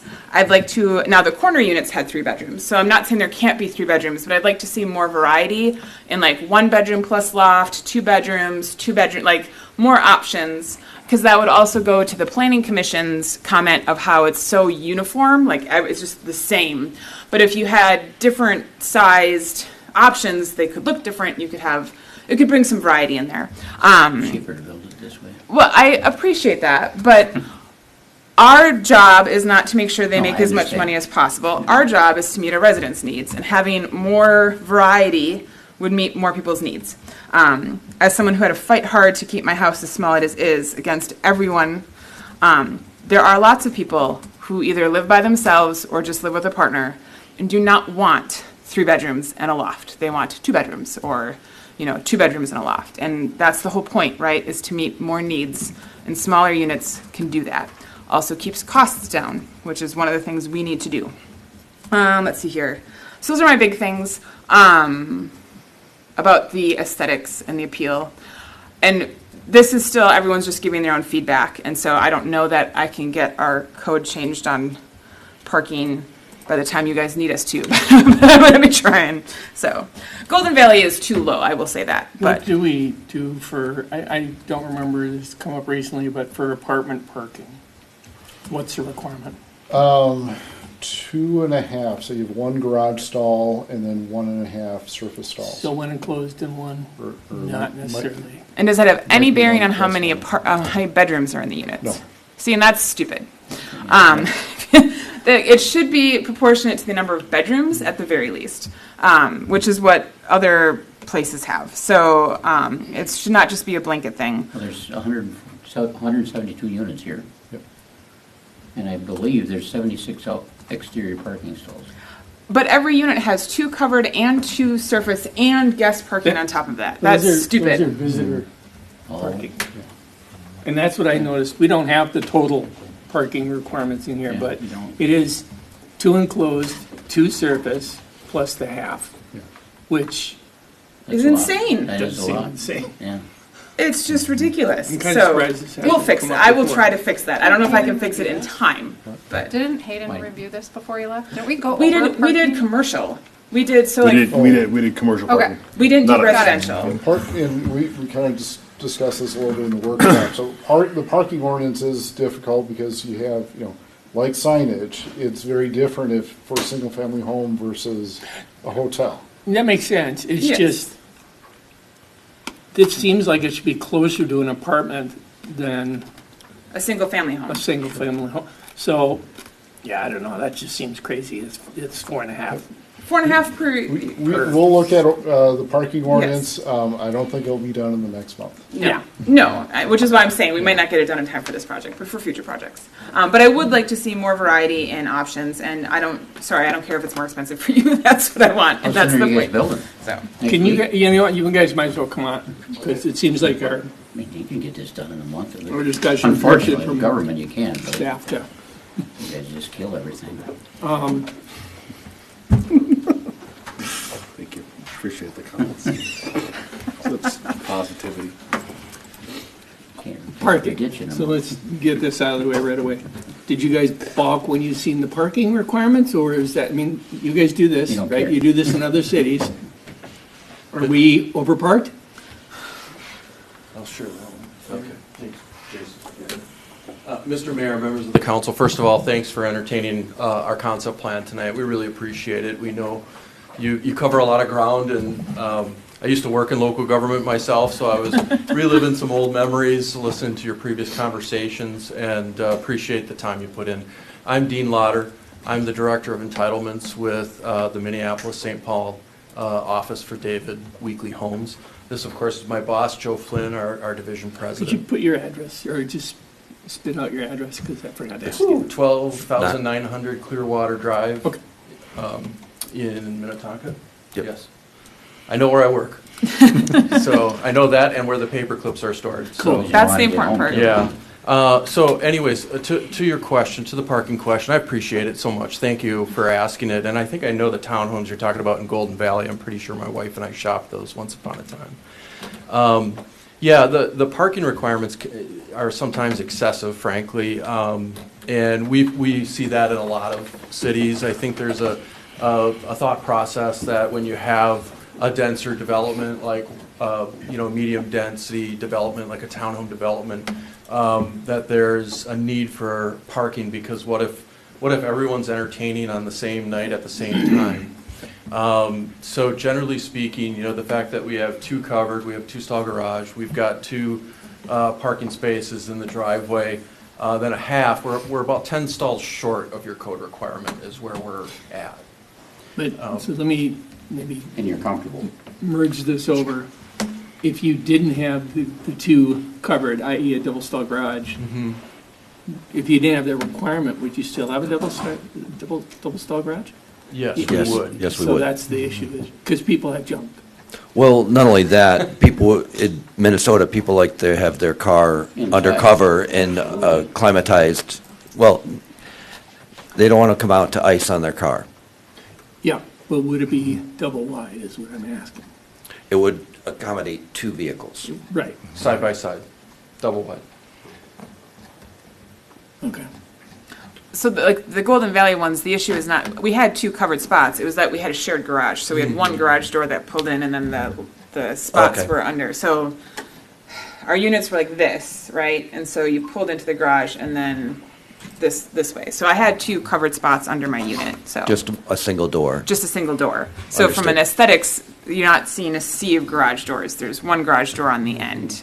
So now, If the requirement was that there would not be, so the uncovered stall requirement was 1, would your driveway be thinner?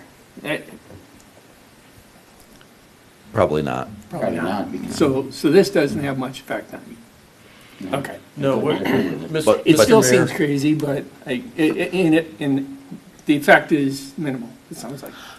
for this, Okay. possibly for this one, my point is, we're not even giving builders an option. We're forcing them into Yeah. this. It's just like the double, the double. I would just like to point out, Mr. Mayor, that, and members of the council, that we have like some parking that's kind of notched in different spots, but then we're also looking at some on-street parking in order to try to meet that code requirement, and we're still 10 stalls short. I have no problem issue with the two that. stalls. Yeah. I mean, it's already more parking than it needs.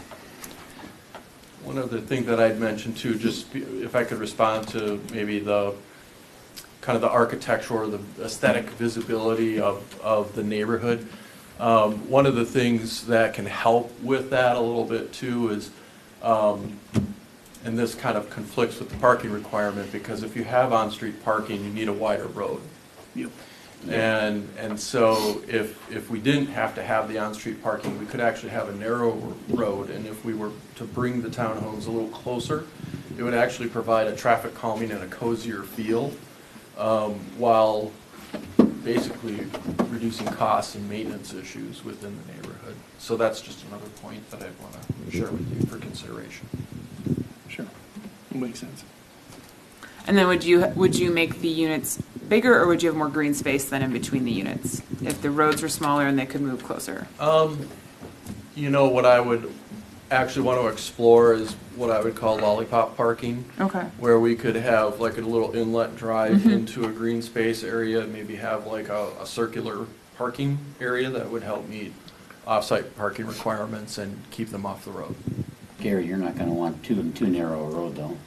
Mayor, members of council, that was going to be my comment. My preference is no street parking. Yeah. There was a question about the size of the units. We wouldn't want to make them any bigger. This is about the size that we see the market, the sweet spot in the market. Are you willing to make some smaller? I heard a comment before, you were talking about maybe having two-bedroom units. What we found is when we have two-bedroom units, they stay in the market longer. Even if people don't feel they have a need today, they want the flexibility of having a three-bedroom. And it doesn't mean that they utilize all the rooms as bedrooms. A lot of people nowadays utilize them as studies. They may even have two studies. I don't know if any of your families have two studies. I know that we don't at our home, but I wish we had two studies because it's hard for me and my wife to work at the same time. But we find that the three-bedroom is the highest demand. Okay. Any other questions for the developer? I had just, I don't know how much more you had left. A couple. We've skipped around a little bit. Yeah, we did. okay. It's back on track. The only thing I'm not real wild about, and tell me if, John, if this is the setbacks on everything, they're not meeting too many of those. I had to look at it. So, you know, I'm going to say that this is a relatively tight site and things are crammed in Yeah. to maximize the number of units, so. I can't speak to the setbacks quite Maybe yet, we but- could just Page review, 36. Mr. Mayor, if I Yep. could. Go ahead. Maybe we could just review kind of the site constraints. I know you've looked at this site many times, but just so we're all on the same page, obviously the county road's a constraint. There's a very large wetland on the east side of the site that we're doing our best to not impact. Along the northern side, you have a more intensive use that we would want to screen effectively. You do have a gas main running kind of east and west through the site. And then you've got a sewer easement that drops down north to south. And so, and then there's some floodplain mitigation or compensatory area there, kind of the west portion of that wetland, right there, thank you. So it's, what we're trying to do is thread the needle and try to marry up as many of the ideas as we possibly can to get to a yes on the application eventually. But those are all the constraints that really make it a challenge to thread that needle.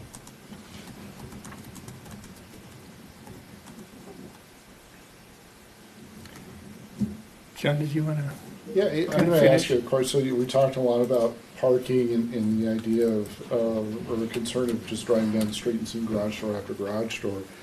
The way this is laid out, it's a little, it's kind of a combination of, I'm going to say, on one side of the street, you'll have garage door after garage door. On the other side of the street, it's the side of buildings.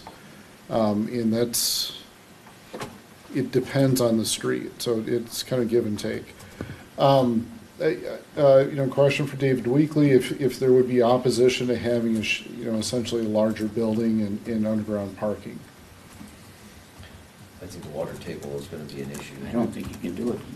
It would be a completely different product. I mean, essentially you'd have a slab on, the garage would be at the natural elevation and then the units above. Oh, I see. Mr. Mayor, members of the council, so I know it's a concept, and generally what we want to do is remain as flexible as we can to ideas. I'm going to have Not that one? to, I'm going to have to go after that one and say no, probably Okay. not.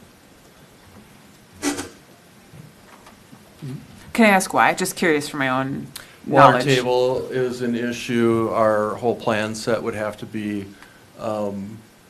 redesigned potentially for that. There would be a cost level added to underground parking that would probably make these unobtainable to the market. I think what John was saying though is that the parking's not underground. It's that instead of a 2-story, basically you have 3-story. Yes. First story is parking, and then so it's a 3-story building, not anything underground. Yep. Just I'm going to take a swag at it. Okay. That you would probably be adding between $30,000 and $50,000 to the unit, okay.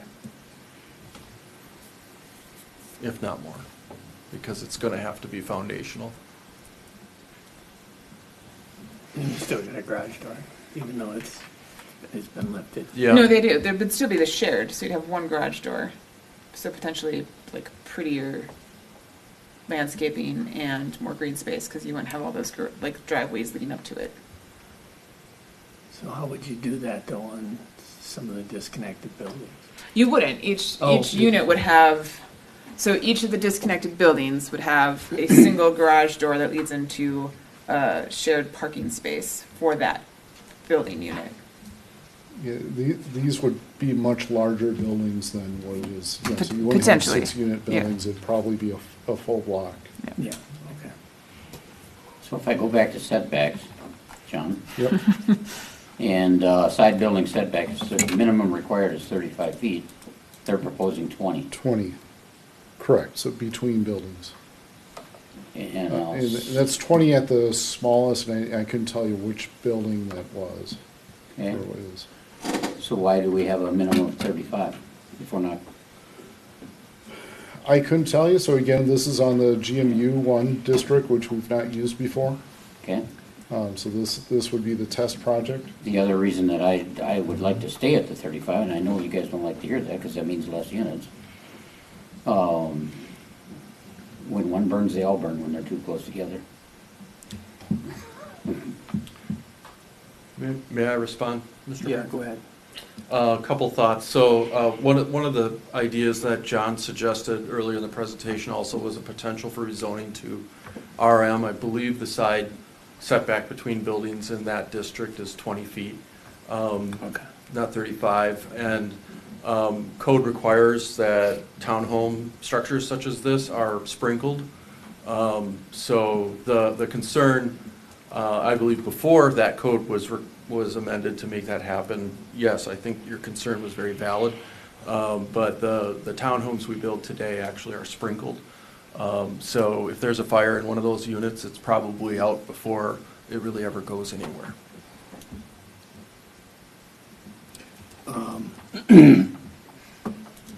Depends on how it's built, what it's built out of, I would think. Whatever burns faster. Yeah, do you offhand know what the RM setbacks are? 'Cause it- Not offhand, no. Okay. But it would not surprise me. And at this all. 20 though is the minimum of all of them.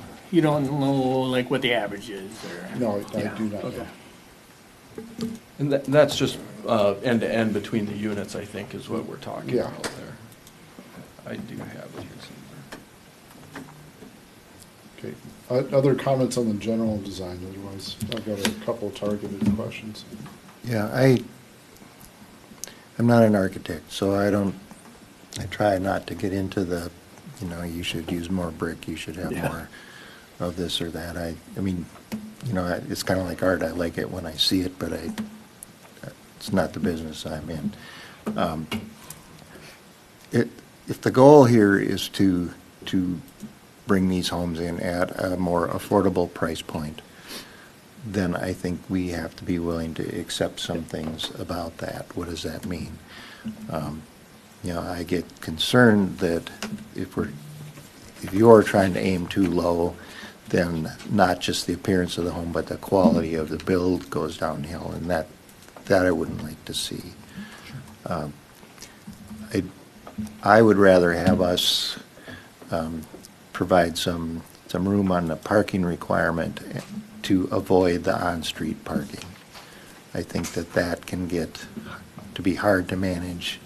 When you've got that allowed, both for emergency vehicles and just routine snow plowing and stuff. And I know these would be private roads, so that would be the HOA that would have to deal with that. But it's still going to be a headache if people are parked on the road. So I don't love that idea, and I would encourage you to stay away from that and ask for the variance on the parking.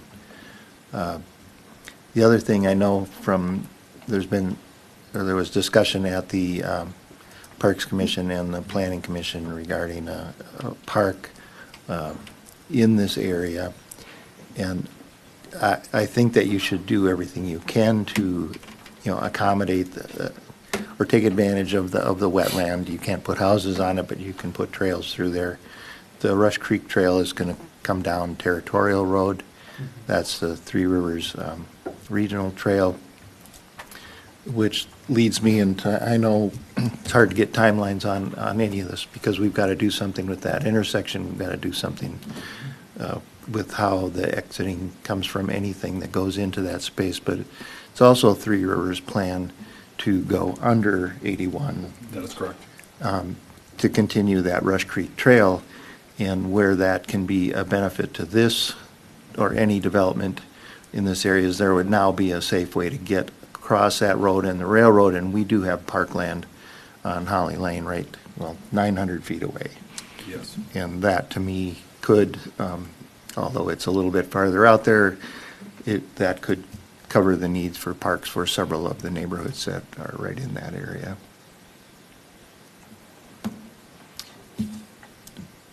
I do have one piece of information for the council. If the side yard setbacks for RM are 10 feet if they are single-family dwellings, which I do not believe these are. It's 15 feet if they're multifamily dwellings, and if they abut a side street, they are 20 feet. So, Okay. just wanted to know that's why. I just Thank found you. that. Beat ya.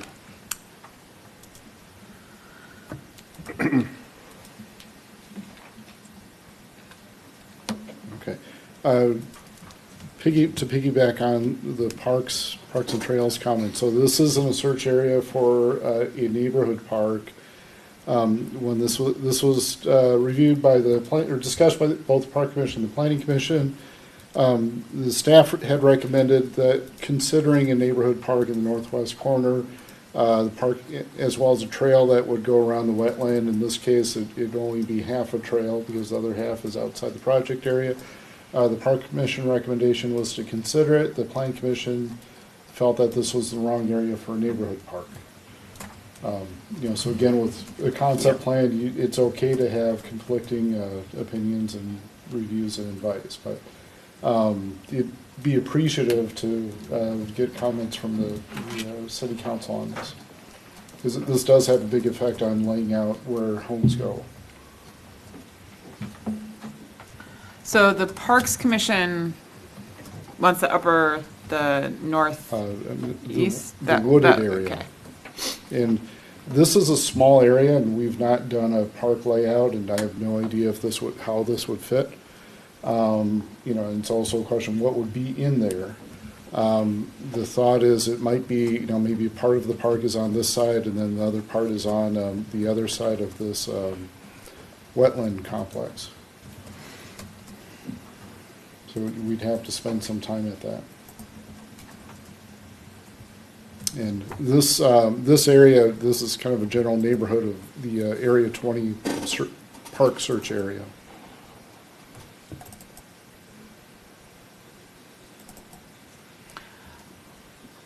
I'm kind of with the Planning Commission, but I don't know that this is the best. That being said, I would think somewhere more in the I could, kind of where your mouse is right now, I think that makes more sense. So like thinking ahead about connecting a trail to it, so that if a park gets built there, that you guys can connect your trails to that park would be good. But I don't necessarily think that little, this goes back to the large area planning, right? Like maybe the little bit of that corner should be it, but there's not enough here to take, I agree. I tend to think that this is not a good spot for the neighborhood. But I think it would be I think it would be reasonable to think that there might be one just north of y'all, and that to think about having where a trail could possibly connect into that might be a good idea.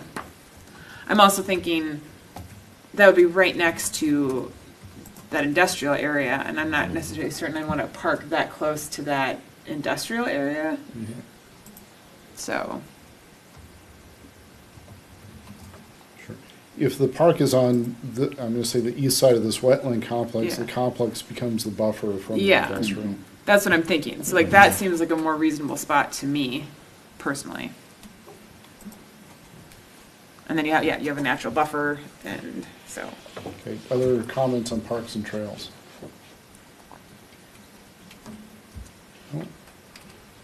Okay, roundabout. So, with the last project that we had, and I apologize, I don't remember what year it was. So, we had a project, it went through concept plan, it didn't go over well. The residents or the owners kind of came back and saying it wasn't fair. They're frustrated that there was so much flexibility, there was no direction from the city of how to develop this project. That led to incorporating this intersection into our intersection study. Which came back as there's a need for, if this is developed as residential, there is a justified need for a roundabout at this location. And then the expectation is there'd be some cost share that the developer would contribute to the city to pay for this roundabout, which makes it more complicated to develop a project here. So I just want to be upfront about that, as this is being one of the complications of this project is the cost of a roundabout. At the Planning Commission meeting, there was some discussion of, one of the commissioners had suggested that maybe this should be more of a cost share by the city versus just the developer. What's that mean? That the developer shouldn't have to pay for it all. Well, I thought when we, and Jason, maybe you remember this, but we did talk about how those costs would be distributed when. Yeah, go ahead. Oh, yeah, we did go through a couple different scenarios on how that would be. So the realignment of the existing roadway and the improvements at 81 would be needed regardless, if you will. So that would be a city-led project, most likely, with regional and local benefit both. The roundabout would be exclusively for the access to this property. So one of the scenarios used as a preliminary guide would be potentially the road realignment, and again, the intersection of 81 is not the developer's responsibility, or at least not in its entirety. Maybe they pay a small proportionate share based on traffic levels. But then the cost of the roundabout itself, or just the additional cost of adding the roundabout to the to the realigned roadway, would be borne by the developer. So that would be a potential guide for a starting point. Yeah, and that's really driven because the stack up, you'd have a left-hand turn in. Right, the theory behind the roundabout is for vehicles exiting off of 81 onto Territorial, instead of having to wait for a break to turn left into the development, especially if the vehicles are stacked, such to prevent it. The roundabout would allow that to free flow, if you will, and keep that lane clear so there's no backup and congestion into the intersection of 81. And that roundabout cost? Is it going to be similar to the Pineview one? I would expect it to be somewhat less. We have convenient for, we're anticipating we can add the stormwater to the existing pond, so that would be a smaller cost. We had to purchase land from the Park District for Pineview. We haven't run updated numbers, just looking at what's up there. We had a cost of just under $2 million So that sounds pretty light to me. Yeah, I was gonna say the Pine one was about 2 million. and Yeah. Things have Gone up quite a bit. Gone up quite a bit. Yeah. So I would think that's probably pretty light, and that was actually intended to cover the realigned road as well. So we'd have to revisit that to get a better cost together.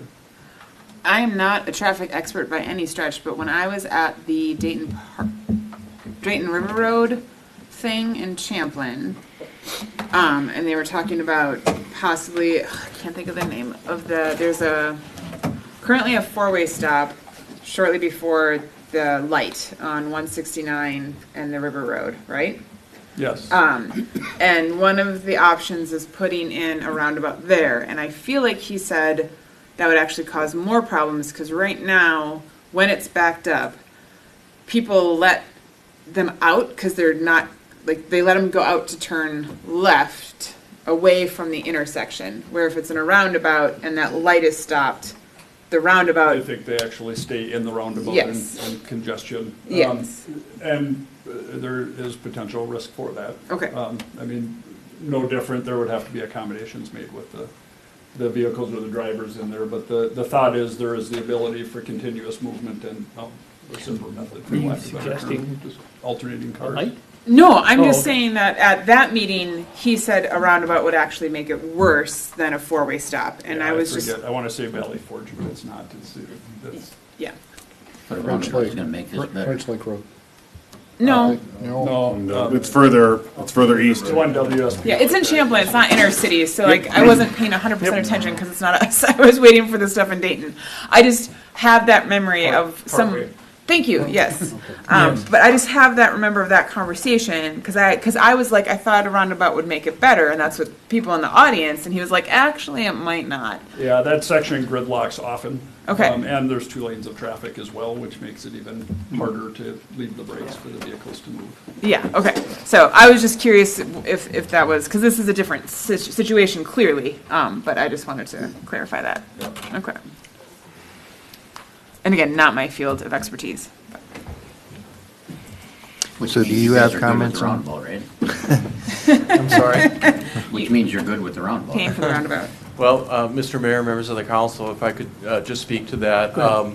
I think part of what has fed in, and I haven't studied this thoroughly, so what I need to do is actually work with our engineer and look at it from our perspective as well, and maybe to provide our information that's backed up by an engineer's traffic memo. Not questioning Jason by any means in that respect, but I do believe that one of the things that was looked at, if the site were to develop industrial, there was a thought that there would be an access provided out the north of the property to 113th and then going beyond that, which would then alleviate the need for access onto Territorial and then a roundabout. There would still probably be right in, right out on County Road 81 at that time, but there's no guarantee if the site developed industrial that northerly access would come to pass. You would have, an applicant would have to secure the land from at least 2 other property owners. So one of my thoughts on that is if we could maybe punt on this for now, I'd like time to work through what our options might be and also visit with city staff about it and see if we can't come up with a win-win. For this site to pay the entire freight on the roundabout makes the project tough to pencil. And Yeah. so, And this has been one of the hurdles, I think. yeah, that wouldn't surprise me. So I might have a few ideas that I'd like to further investigate and then bring back to you for your consideration, if that's okay. Yep. Thank you. If that's fair. Yeah, it would be good if you had a solution. I'll look for that bag of pixie dust Yeah. that Joe promised I'd have in my second month. By month 3, it should be there, right? Right. It's on order. that is all that I have. Okay. Any other questions for staff or applicant? Or any other comments? Okay. Sounds like we're, Thank you. I appreciate your time. all right. Item H.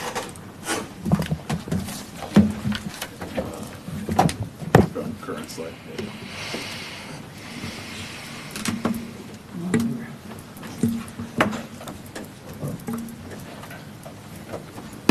Good evening, Mayor and Council. Tonight we're discussing engineering standards and detail plates utilized in the city, and I'll get into what exactly those are for your information. So just a little background what led us to bringing this item before you tonight. As Council is aware, developments that come into the city are often responsible for constructing infrastructure that is then turned over to the city for ownership and maintenance in the future. Public Works and Engineering, together with Planning, Administration, Emergency Services, review plans and verify that our standards are met and that we're getting the infrastructure that we want for the future.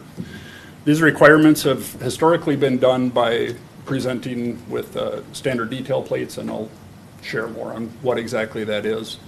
But a lot of the direction is communicated either verbally or through just review comment memos prepared at the time of the submittal of the plans.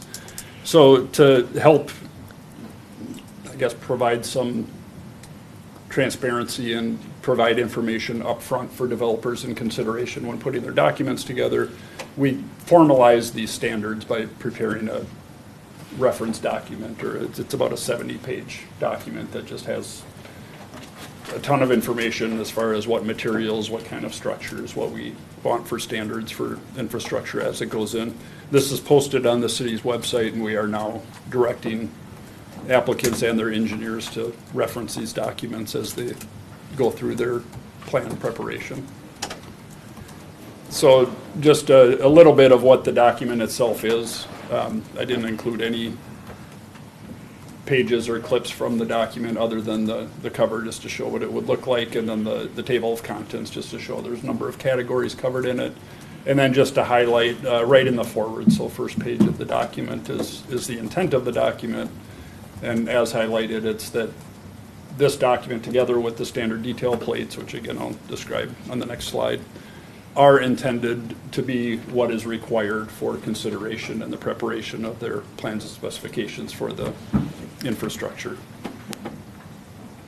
And again, as I mentioned, the standard detail plates, and these have been prepared and around for the city. I think they were originally done in like 2006 or 2008. They have been continually updated and modified since, when we see things that have materials changed, or we just find a better way, if you will, to do something, we'll update these. So there's about 115 of them, I think, total. The table of contents are the pages on the left side of the screen, and then I just picked 4 random examples of standard details. This is for a commercial driveway apron, just the dimensions and the materials to be utilized, our hydrants, what they look like, storm sewer manholes, just structure dimensions and requirements, and silt fence for erosion control. We also have them for landscaping and some street lighting and street signage, a number of other categories as well. So the situation why this is being brought to council tonight, and hasn't been in the past, but in some situations there's been some contradictions pointed out by applicants between the city code and what we have listed in these documents. So they reference city code, they prepare plans based on it. We give them these documents, they say that's not consistent with city code, and of course they choose whichever one is cheaper for them. So if ours are more lenient than code, they'll say, oh, that's fine, we'll do it. If ours are more stringent than city code, they're saying we're not doing it because city code says we don't have to. So just to point out, the standard detail plates here, we update these every year. We make notes throughout the year if there's any changes, and then every usually January or February, we'll go through and we'll physically update the plates to match what we want them to be in the future moving forward. Typically not a lot of changes, maybe 2, 3, 4 of them will change with minor changes, but there are a few each year. Similarly, the engineering design guidelines, now there's a new document, just put it together last summer, but that will be reviewed and noted and updated continually as well. So we do keep up on these. We work closely with Public Works to make sure that any standards that they want to change or see differently are incorporated as needed. These inconsistencies you're talking about, are they typically stuff that, so it seems to me that these requirements should be either in code or in the engineering documents, not both. We agree completely. Oh, And I'll okay. kind of get to that with the recommendations, Oh, all but right. yes, no, I think very much so. That should be the case. And I will definitely come back to that. So with these discrepancies, as I mentioned, and this actually happens very rarely, but it does happen occasionally, that the applicant will come back and again, they'll pick and choose which one they want to follow usually based on cost or ease of implementation. So what we'd like to do is, formalize the ability for staff to say, no, these are a requirement and you do need to follow these. So the request for action that we're considering tonight is that council actually formally adopts or makes a formal action to adopt these as standards for the city that we can use as enforceable documents when reviewing applications that come in. And to the mayor's point, a future action consideration here is we do suggest going through the city code and finding any of these discrepancies and getting rid of them. And to be honest, I completely agree. The efficient way of doing that is only have the information listed in one spot. And our thought is, and this should be probably reviewed with an attorney before we go all in on this, but that the city code would reference these standards because these standards are updated routinely and closely watched. And that is a less formal process, if you will, to go through an actual change on it. So it would just be referenced in code, changed here, and then that would be updated. And we do have a revision block, so we have everything noted, what revisions were made when, and what the latest final document Do you is. have a feel for what other cities typically go that route? The ones we work with do this, and they Okay. probably more often do you- than not, they do a formal adoption of them. I was gonna say, how do you So- get around the fact that the council has to Oh, as far as the approve reference? code change? Or Well, the- here's where I can see a conundrum, and other cities hopefully have handled it, but you don't generally want, so pick, I'll pick on the federal government. You'll see laws enacted that says that this group over here is in charge of doing X. And suddenly this group gets to basically write law. Sure. And that's my concern is there any statutorial problems with doing this? But I do think there should be discussion with the attorney. I suspect this could be done, but I would suggest reviewing with an attorney for that exact reason, because, very similar thought process, is if a applicant came in and said, here's what your code said that refers to this, but then we can change that quickly.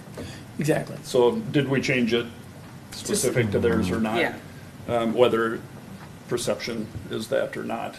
Because But these it could be a become, concern these as become well. the law. Right. And so what does that mean from a change standpoint? But- Yeah. And it And to could be honest, so this has way more information than what's in your code. So it's not like we're Oh. doubling up on all of this information. There's just some references I'll just right away with being an example. We would have that called out in both. And and maybe that does stay in code, and maybe we update our plates to say It's probably not too dissimilar from the building code, because we don't approve that. We just approve that we're going to Right, yeah, that's a good example. pull in the building Yeah. code, where Yeah. in some other Yeah. schmuck could say, oh, it could be changing that, but. The other difficult part is the developers early on are reviewing code, and then when it goes into the technical side or the plan development, that's all engineers. So they should be the same discussion, but they're often not talking, we're talking on our end, but they're often not talking on theirs. So and maybe that's a reason it's not pointed out that often too, is the engineers come in and they just understand that this is how cities operate. So.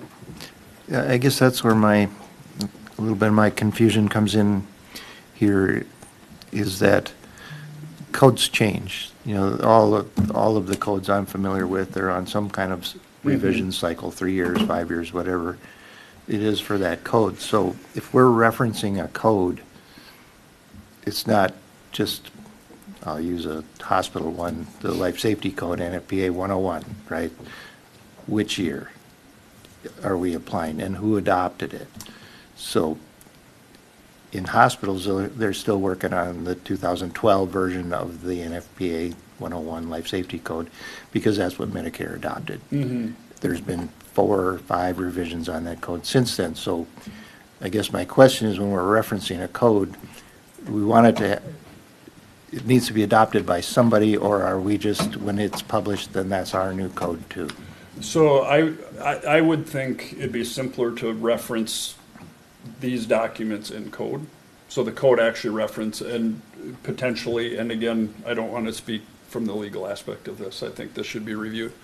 But it would reference, potentially the, latest revision of the standard detail plates. Per Are they those- revved? Those. So are they? Yeah, so each one, Okay. I don't know if it's. Each able to one or kind of, is there? Both, actually. So we do, I know you won't be able to see this, I'm sure, but there's a revision date when I think there's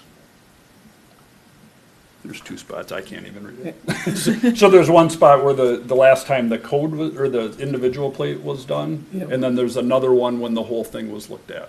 Oh. So we know both. Because, again, I referenced the building code, Dave was talking about that building code, we're not up to the latest, the city is not. Sure. It's the same kind of deal, so if you have a set revision, it seems Yes. like we can always reference that, then we don't have to worry about, So we we always have to adopt. So one date will be the last time that one changed, and the other one will be the last time it was reviewed. So we'll always have those 2 dates. It's on every plate individually. Okay. Well, And then we do have I guess we haven't done a method for, because we haven't had revisions yet Yep. to this part. We do have, it's the 2nd or 3rd page, we do have a revision block that has, first draft, which is the one we have now. Maybe it's right, it's right on the cover, last updated, but then there's more detail on the 2nd or 3rd page, but. Well, that- one thing I would think is that obviously we have dates for when people have submitted things, right? And so if someone has submitted something with this current version, that would be the standard we would hold them to. And if they're in the middle of Yeah. the project and we change our mind about something, I feel like we would hold them to the one when they started and not like. We do that often, and that's a good point, because a lot of times this will be a 1 to 2 year process. So, and again, there's usually not many revisions, and they're usually very minor. But we do have exactly that, where what we do is we have them update. That's one of our comments before the final version, is make sure they have the updated plates into it. We haven't really got pushback, because again, it's not like we make changes and it added $50,000 to the project. They're usually very insignificant for that matter. But there could be that situation for sure. And to be honest, if it was a change, I'll mention one that we actually did have, and this became an issue. We started lining our drop manholes in sanitary sewers, which added about $10,000 of structure, just to help with the longevity of it. We did get pushback, and we allowed them to go with the last one on that project. Yeah. So, And that's what I would assume we would do. Like Yeah. if they're in the midst of something so we when a did change is actually have, happening. yeah, we did actually have that specific one occur. Because then no so- one can come back and be like, you did this just to screw me over. Right. And if it was something significant enough, we would have pushed for it, but it's something that we've been doing that way for 15 years. We can There's an probably let this improvement. project go, and we'll Right. update it on the next one. Yeah, no, I think that's a good idea, that's a good idea. Yeah. And then, as far as, I don't know that we have to make a concerted effort to walk through all our code and make sure, it seems like we could, when we adopt this, we could say, this overrides code. And we'll talk more about that, because I had that thought too, is somewhere in code, do we put like a governance list and hierarchy of the governing documents? I think it's worth a discussion. I don't know what that should look like now, or what it's appropriate for code, but. And would it be I think reasonable, when you guys update it, to just have, maybe on the consent agenda for one of our meetings, these are the changes we're making, so that technically council is still approving it, to the mayor's point of like, here, you guys go make law. It would come back to us, but just on a consent agenda item, like, these are the changes we're making for this year. We could. Yeah. I actually had a bullet that I deleted that said exactly that. This could be an annual update process, like Yeah. routinely Just like every anything. February or, Yeah. usually we get to them January or February, before the next construction plan. And then here are the So- updates for the Yep. year, and we get to say, sure, great. So then we are still technically accountable to back to the lawyer and who Yep. gets to make the laws. Yep. It's just, we don't have to go into all of our code every single time. The code would reference this thing, but we are still having Yes. that oversight of it. Yep. Not that I would trust your judgment anyway. I'm not going to care, but Sure. in case, if you guys all retire and we get a whole new staff of people and we're like, wait, hold up, this is unreasonable. So it does have that extra check in there. Okay. I'd be fine with that. So I do mean, you I'm- actually need a, We need a formal approval. Yeah. okay. And yeah, like I said, this is mostly, mayor and council, this is mostly related to, because of the pushback we get from developers. We want to have a concrete, council's aware of this thing, you guys are backing I this, we don't- want to have If engineering. we're inconsistent, they should spank us. And that's what happened, it's happened a couple of times since Jason and I have talked, and I'm like, we got to get this thing on Yeah. the agenda just to approve it so that we have some backup, so. Okay, Motion. so. Okay, Scott, I'll second. any more discussion? All those in favor say aye. Aye. Aye. All those opposed say no. Carries 4-0. And Right? the code updates will come at a future meeting then, right, where the code will be updated to Yes. say this, once we check with the lawyer. Oh, just Yeah. in the wrong order. Apparently, yeah. That's not our, but very well, because G was after H, so that's always great to know. Alphabet is hard. Alphabet's difficult. Except after Y. Yeah, I'll just mention, the city code does have lots and lots of inconsistencies, probably 50 years worth, so. It would You will take- see something, Mayor Council, it won't be next meeting, but it will be soon, coming saying, this is what we're looking at doing, and so you guys have a reference point to it. Yeah, whenever you mention something in two spots, at some point it will be wrong. Okay, item I. Mayor members of council, 2024, the city council approved a community survey, a little background, understanding, give direction to the city staff and council. That 2020 survey was a good baseline, and we are looking to redo the community survey. I did send this out multiple times. I got multiple comments back. We adjusted, we amended things. I think every one of the comments that was heard was adjusted. I know I got a couple of comments back of like just different wording, different processes. We did adjust most of the wording. The one request that we did have to add that Marty and I talked about today was we forgot to add the app in as a question about, based on social media posts and whatever else, we'd like to add something about the app as there is a question similar to the other posts on social media, but I'm anticipating, just based on growth, that we'll probably have to do this again in 2 to 3 years, depending on how much this council wants to try to, understand what trajectories we're on, but So did you want to go over the changes, or what are you gonna, I did send out the updated, oh, you did? yep, survey would have been I think it was even 2 weeks ago. I did put the updated questions in the packet as well, and those are all updated. I know some of the comments were related to, we removed Dayton Heritage Days because it's not a city function, so we went and focused more on the community events and/or rec programming and trying to understand what the community's looking for from rec programming and community events. There was a doubled up word related to all in all and generally, so we removed those couple of words there. Took some direction out based on some of the things that we had heard from the past related to police stuff that we had removed, the basic speed limits and stuff. We haven't heard anything about those. So you still left the prices though at a monthly? Yeah, we left them at monthly, and we had a comment of, so I talked to Peter Leatherman with the Morse Leatherman Company, and he said, I don't care which one you do, it doesn't matter to me. We left them as monthly. I'm happy to switch to annually too. People do budgets on monthly basis, but they look at their taxes annually, so you pick one and I don't. don't like the monthly at all. Yeah, I don't either. I don't, but We are fine I don't with know- either I don't one, know if doesn't it's a- matter. I don't know if it's an either one for me in that, You could flip a coin. well, you can say, well, you don't pay your taxes monthly, but anybody with a mortgage Can both does. numbers be provided? Like it'd be this monthly and this annually? Good. Do both. Yeah. Would I- that I- make more sense? I think that would be helpful, because when you say $10 a month, that sounds like nothing and people don't care. See, that's And- my concern, is you kind of minimize that cost, and, yeah. Right, but Yes, it's so- it's really 120 times 20 years or whatever. Yep. the- So the Peter time has might be. seen both in both used, so he doesn't care. He's like, doesn't matter to me. and I don't care either, neither does city staff, so. I mean, I'm fine with having, but like, if we- $10 a month or $120 annually is not that much more to say, so. Because this is a phone interview, correct? Yes, this is a phone interview, so how this works as a generality, if you weren't here last time, which I think Councilor Van Asten was the only one that was not, is that the call is made to say, hey, we're selecting you for a community survey. This is going to take some time. Are you available today, or can we set an appointment to call you in the future? So people have, because everyone's busy, it is set in time so that you have a general idea that it will take some time. There is not a definite amount of time, and the reason for that from my question to Peter was, I don't want to give a set amount of time because people will rush if they feel like, oh, it's only supposed to be 15 minutes, and I'm on 15 minutes, and I'm on question 30 or whatever.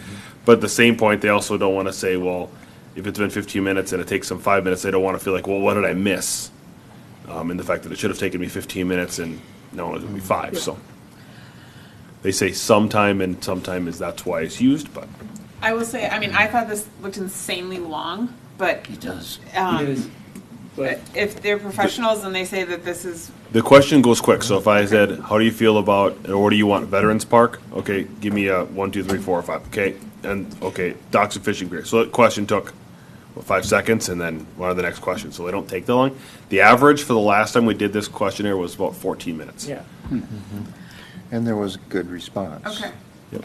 And that was my next question is how did they, so okay, it's a phone interview. Yes, Is it landline or is it, both. okay, because we're not getting a very representative sample if we're doing landline only. Can you just both? Okay, There's both if you look at the spread in demographics from the last survey, we had almost an even spread between ages, time frame being in Dayton, income levels or your comfortability with finances, how many kids.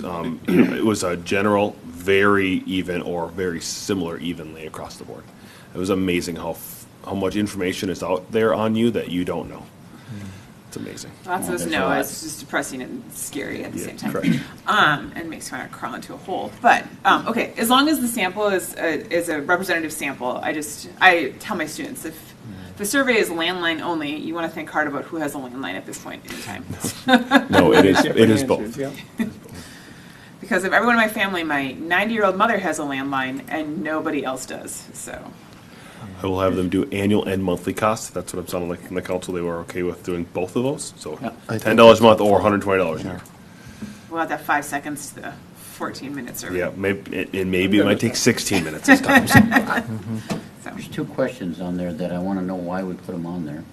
Yes. When it comes to affordable housing, Okay. What question number is that? Do you remember? 81 and 87. Okay. They're almost both identical. One's called affordable housing and one's called a starter Starter home. home, yeah. They are very similar. So we did add some dollar amounts in there because Yep, there's $2. there's, They're almost identical. depending on who you are, if you look at move-up housing for one person, it might be a different number than somebody else. Or if you look at high-end housing, that might be a different number than somebody else. Happy to adjust those numbers if you'd like to. How are you going to build a $300,000 starter home? You're not. You're not. So why have that question in there? We went back and forth on this, and that's because that's what we feel like a starter home is non-existent these days. It's So we, 450. well, I'd love to see. Good luck with that. Well, starter homes aren't new homes. So wait, we can strike one of the That's questions. We're Yes. happy to adjust whatever you want to Yeah, do. what you said. I think to Starter Scott, homes aren't new homes. They Yeah, are new not homes. new homes. You can't make them affordable. You can find a You can't. $300,000 home here, but Yeah, you're but- not gonna find a new one. Right. well, and this isn't asking about new, it's just asking about price. But maybe Sure. correct me if I'm wrong, Scott, what you're saying is 81 and 87 are basically the same question. I wouldn't have that number in there personally. So, They're the same question, and, Wasn't one. yeah, I'm not. One is related to, so the first 81 for everybody who can't, is starter homes under 300,000. Yep. And the 87 is affordable housing defined by the Met Council as a single-family home costing less than 306,500. But how do you, And so we added that definition of affordable housing, because if you just add affordable housing, for you, Scott, it might be a different number. This is no different than anybody else. Sarah's a different number, Dave's a different number, Dennis is a different number. So I'm fine with scratching with them. It doesn't bother me either way. So would you rather have affordable housing or starter homes removed, if you want to remove the question? I'd get rid of I'd 81. rather have the starter home than versus affordable housing. Oh, okay. Because to me, there is no such thing as affordable housing. Okay, so Unless you'd you're rather have talk- 81 unless you're over talking 87? a 1957 built house. Okay, so you'd rather have 81 over 87? Yeah. I don't have a strong preference. I don't have a strong preference. I just don't see that, it's the same question, so cut one of them. I don't care which one we cut. Yeah, let's cut 87 then. I think that's the Okay. same question, yeah. I mean, it's off by $6,500. Well, So, That was not known prior to. Yeah. I mean, Yeah. maybe it was known, but we were working But through I questions. don't want to build affordable housing. Okay, so we'll replace 87 and then add 87 somewhere else back in with apps, so be saving more questions. yeah. yeah. Yeah, there you go. Replace the question. Anything else?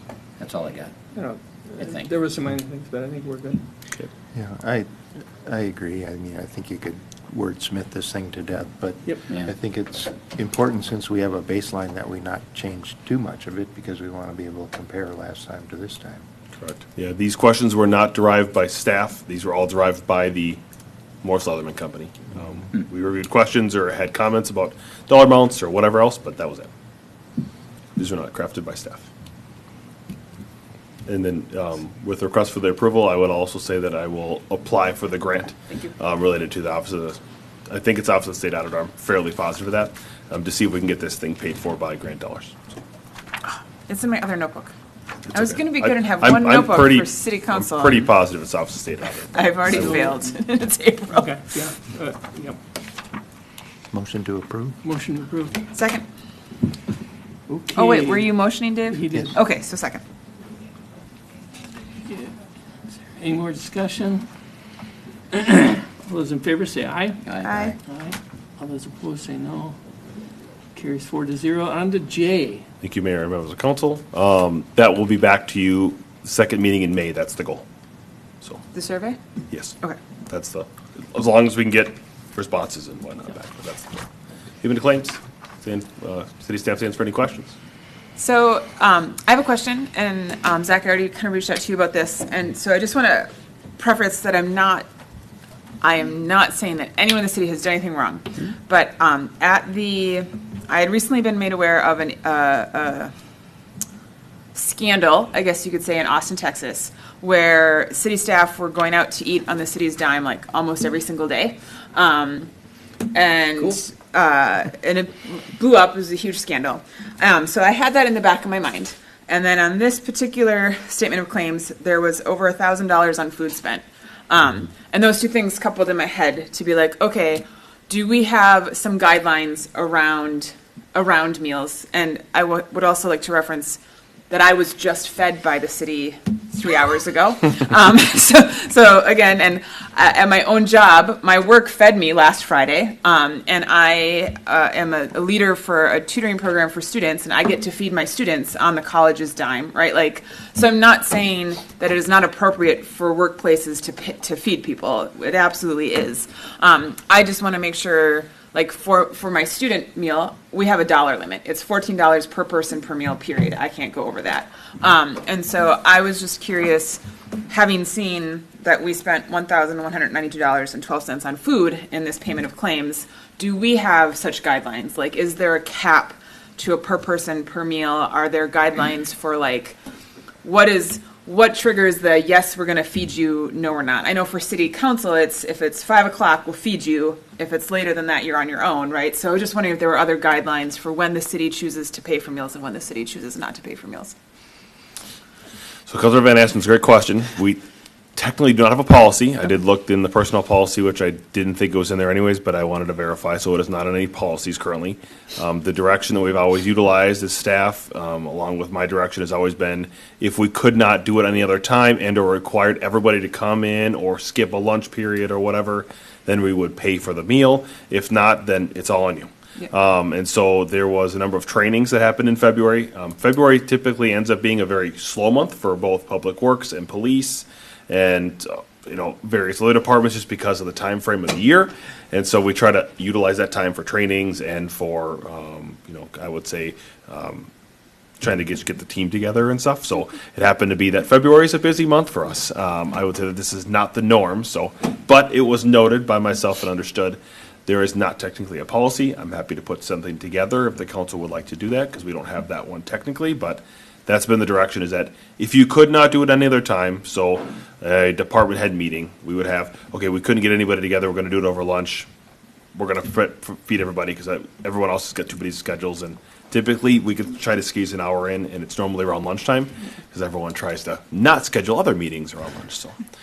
That's been kind of the direction at this time, but again, For me, that's not There's in still a policy. budget being followed. Yes, yeah, it's Yeah. not like it's unlimited money, you still have to pull it out of your Our budget. budget, okay. Within the department, whether that's out of training or out of supplies or wherever you're pulling those monies out of, it has to come out of a budget, it doesn't just get free willy-nilly and then you don't get to do anything else, so.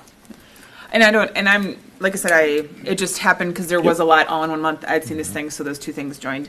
And so I'm not saying we necessarily need anything. If there is, for me, it would probably just be a $1 limit per person per meal, just so that like, Sure. yeah, we'll feed you because we're asking you, but it's not going to be like $30 meal, like, and I didn't serve steak tonight, I'm sorry. yeah, I was hoping for some lobster. I was deeply disappointed. I mean, we got the morel mushrooms, that one, what was That's not on those city No, time. I'm just teasing you, Scott. That's on mine, hard labor. So, but, so I don't know if that's, but if this was a one-off and it just happened to be February, and like I said, I just happened to notice it this month because there happened to be a lot in this particular set, it might not be an issue, but I just was curious what our process was on that.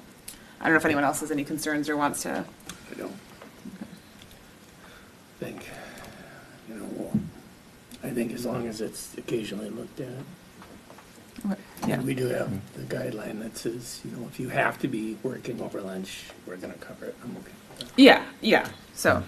So yeah, and as long as there's a budget for it and occasionally looked at, and then I'm fine with that. That was, the other thing was just more out of curiosity. We had Adams Pest Control out a couple times, so what pests do we need control? Related to, okay, so what does the line item on the payment of Oh. claims say? Sorry, what is the description?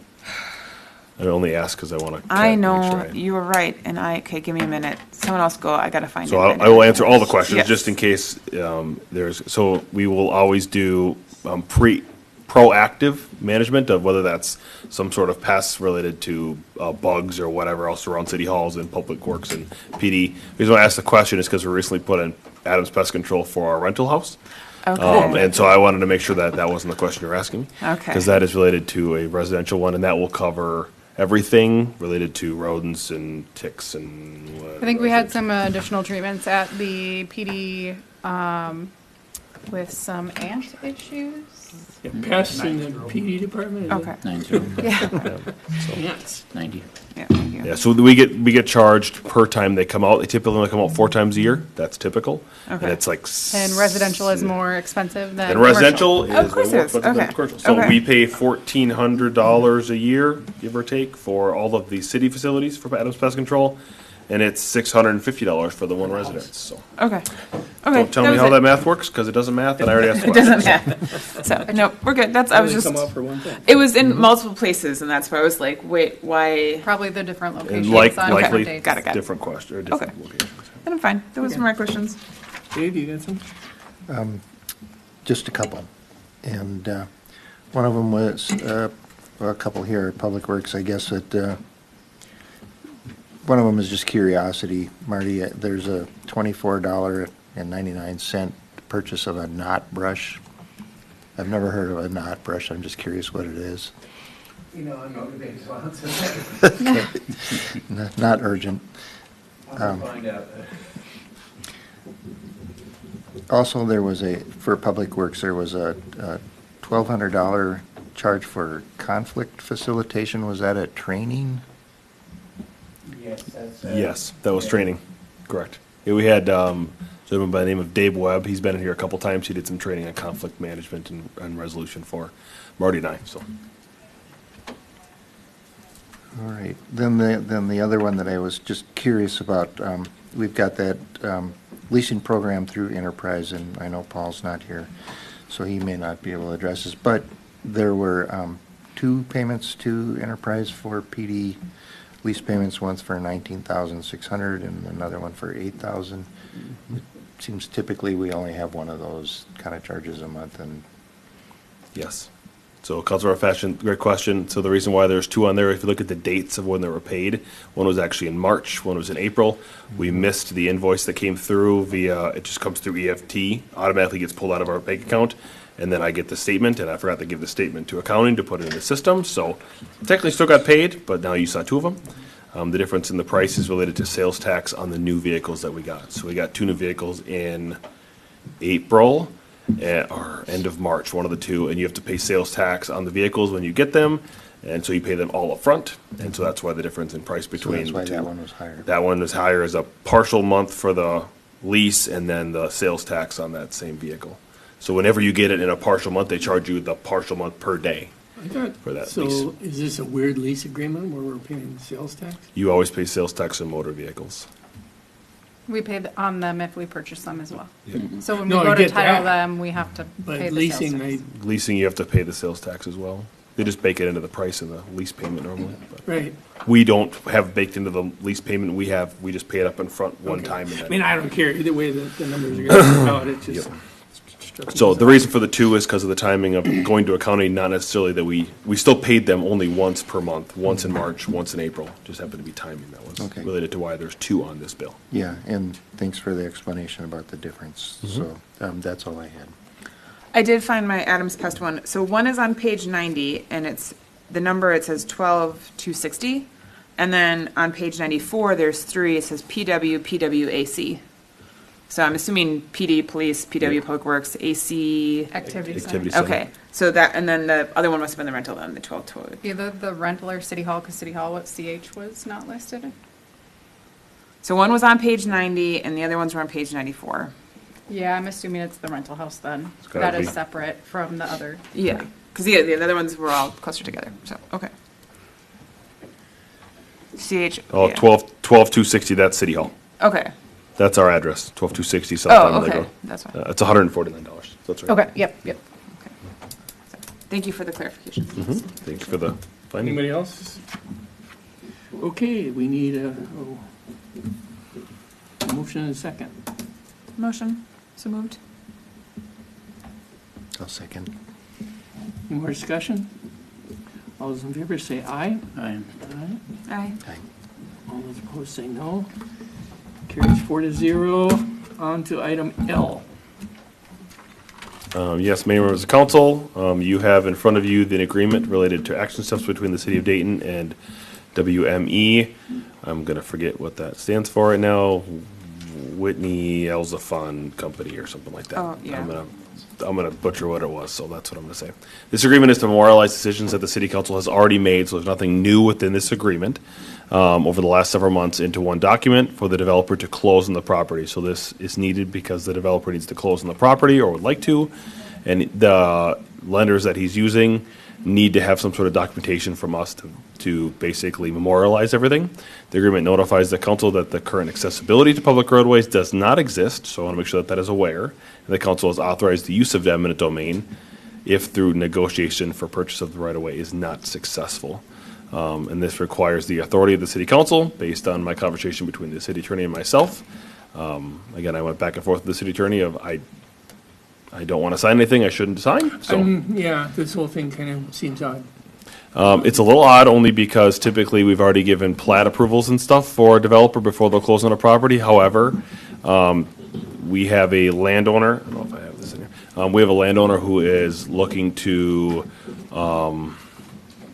not move forward if we're not going to do anything for a while. So we have an ANSI landowner who is pushing the developer to close on the property. The developer won't close on the property because they technically don't have physical approvals like a normal plat process would. Nope. And they want to, provide their lenders with as much assurance as possible. But does this But- tie us to, are we gonna be liably responsible if this doesn't close? If we don't get the, If this does not get approved tonight, I do not know if you will have a Parkway neighborhood development that is And guess proposed. what I'd be asking, and I think Scott is, so let's say we do approve it. Yes. Does this Does it bind us? bind us to do To anything? eminent domain, to go all the way through If a negotiation can't be reached? Yeah, are we tied to the locking so that this is going to happen? Because it's technically out of I our don't hands. know that answer, and that's a great question for the attorney, who I didn't have here. So that's my concern is that, and it seems odd to me that the developer would close on something that he doesn't know he can go forward with. Right. And I understand the He property- has utter confidence that our process will be followed to know that we will move forward. He has the confidence in the city of Dayton to move forward on his behalf, but I cannot, I will tell you that I'm not going to be able to answer your question related to does this bind us or not, because I don't know. And I'm not going to anscer a legal question that I don't have an answer Because us for. going forward may Yeah. not be up to, well, So, yeah, if this does not get approved, like I said, I'm just going to let you know that likely the landowner will pull out of the deal, and then we will have no neighborhood, which is maybe what we don't have anyways, but it's yeah, we're at the 11th hour trying to do 11th hour things, so.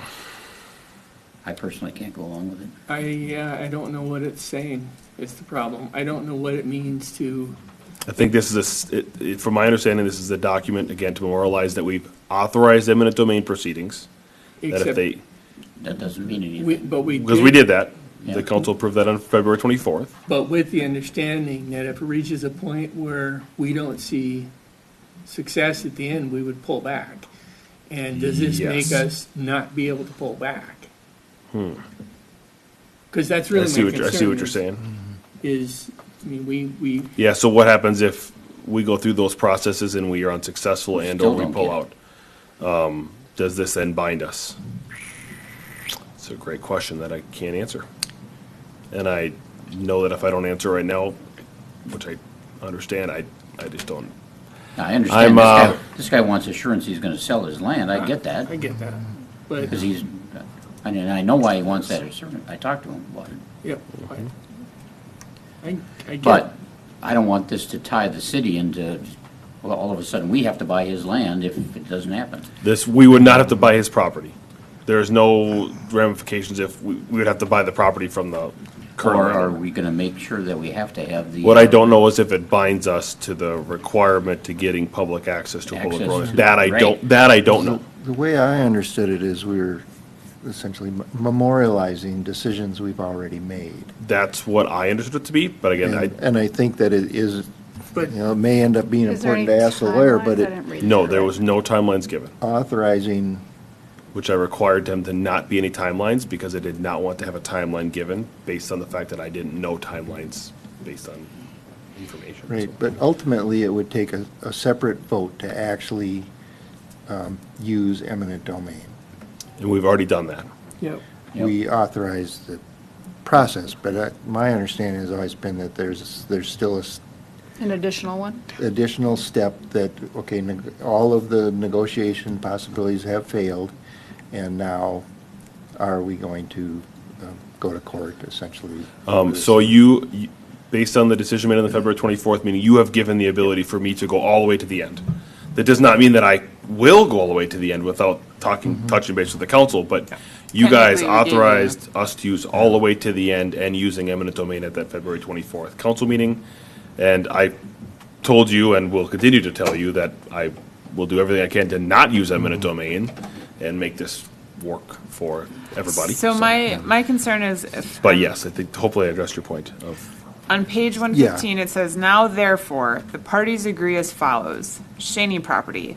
The city shall acquire expeditiously, either by voluntary sale and purchase or by its use of its powers of eminent domain, such portion of the Shaney property as is necessary for completion of the SWDIP and the public right-of-way." Right. To me, that sounds binding. We're binding. And that we are going to do this one way or the other. And though No. we want to, I don't like that it is binding in this document. Correct. Because we have no control if we're gonna win the, Well, that's just it. Well, Like, you could construe the use of its powers to mean assuming we prevail in court. yeah. But that also then assumes we will go through the court process. Even if we Even realize even we're if not, we're gonna get whacked. yeah. Yeah. I mean, to me, this should That's- have been that was taken my hang care up. of by both parties before we ever got here. Well, Yeah, we know that. We're here. Yep. Speaking But of, we're here, and I can't do anything about backwards, and I Yes. can provide you what I can. I I don't get a no know. on my end. I know. That one line is what I'm hanging up on. Well, and that is the entire issue. Yeah. Is that Single sentence. single sentence. Because, Everything else I'm fine with. I mean, it's a no-brainer that if we had control of that, Of course you would. of course, yeah, and So you can make, so what I would recommend, if you guys are not comfortable with that language, I would ask that you guys look at some other language if you want the Parkway neighborhood to move forward. If you do not, then you Where's can that just language leave it at? as is, On and page 115. we can try to do strongly, or I'm trying to provide the council with enough direction here to, see, this whole thing seems odd to me though, because is this satisfying a bank or is this satisfying a lever on us? Because this the is, bank, yeah. if this is just kind of agreeing to what we've already agreed to, bank already can get at those motions. Which is what I suggested. Right, and so the bank, I don't buy that this is for the bank. I don't know that, but I have a hard time with that. So what I've been told is this is what the bank needs to memorialize it all in one spot. But again, that's what I'm being told. Who wrote this up? The Shaneys? No, the developer, and then it was reviewed by our attorney. Okay. So our attorney did look at this. Yes. Okay. Yep. She was, Okay. She's okay with it. Yep, as it sits. I would approve it if we scratch that Shaney property underlined part. that whole- is my hand up. So would you scratch the Shaney whole line, or would you? That whole paragraph where it says Shaney property, the Okay. city shall acquire expeditiously, either by voluntary sale or purchase, or by its use of powers of eminent domain, such portion of the Shaney properties as is necessary for completion of the SWDIP in public right of way. The thing I'd scratch is that whole thing. if this is the bank effectively requiring this, They want that line in they there. want that one. That's what they want. Because that's the the hang-up. whole hang-up. Could something be referenced to the February meeting? We did that. I did that in F. item F. I should say, I didn't do that. So the attorney and I reviewed it together to put item F in there. Yeah. And we removed removed as much as I possibly can to I get mean, if, the most bare bones. obviously, if this were to say something along the lines of this, the city will, here's a squishy one, try its best to get, the right of way, I'd be okay with that. But I don't think they're gonna think that's good enough. I don't think this kind of seems like a lever. Again, on And the what if we city. could do the city authorized?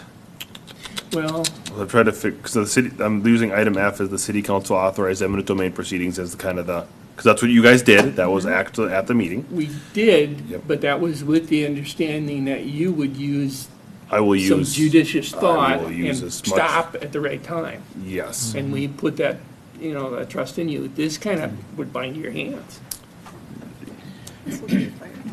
Great. Did you say get me fired? Beautiful. No, that's what I'm looking for. No, like I said, I'm not gonna give you legal advice because I don't know, but I know that our city attorney reviewed it and she was okay with it, but again, Huh. that's as much as I have. John, Yeah, so just, if you did delete the Shaney property paragraph, the next one is public right-of-way.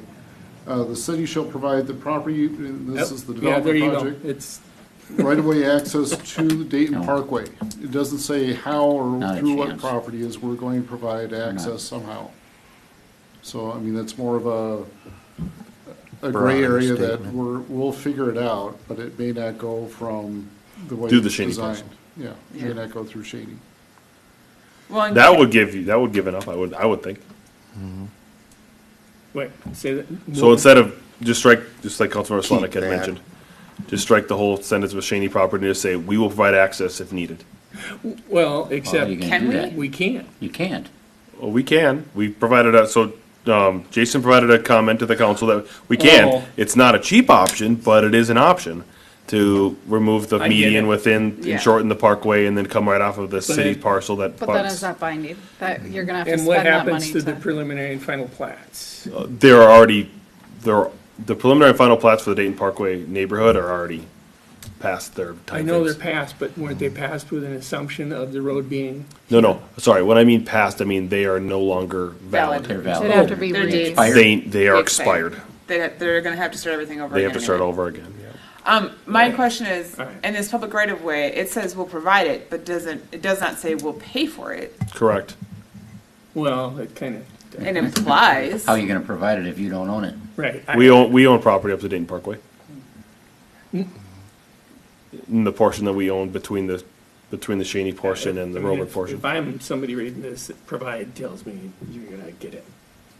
But we already have it, No, technically. but we're gonna give it to, Michael? yeah. Mhm. Well, then how would we do that if we went with this route though? Sorry, This other, pointing to Jason. Pointing but I to mean, Jason. The alternative, the buku $1 million access. How's that? So how would it physically be accomplished? Well, if we provide that, Oh, see, I read, if I see something in a document that says you're gonna provide me with something, That means I'm not paying for it. you're giving it to me.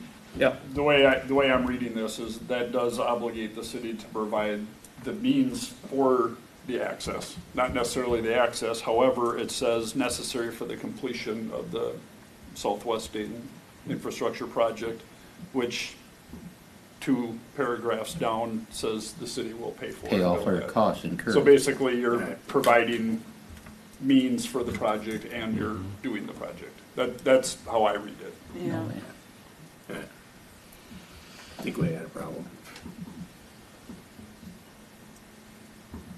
I mean, okay, so I would be okay if we take out the Shinny property paragraph and the SWDIP, which says that we're gonna pay all costs. If we take out those 2 parts, that will help you get the public right of way. That doesn't mean we're, like, you could, because providing the public right of way does not necessarily mean we're putting the light in, right? It just means that The there's. light is Correct. separate from all Separate. of it. Yeah, Yeah, the light is but like separate. right now, isn't that part of, we had agreed to pay for the light? Not yet. No, Yeah. but I mean, like, that has been in conversation. Has been a conversation, but we Yes. have not agreed to it. Separate future Separate. projects. Separate future project. Yes, but I'm saying like, if we have to pay some of this upfront cost, then all those other things come off the table as far as I'm concerned, as far as like. Sure.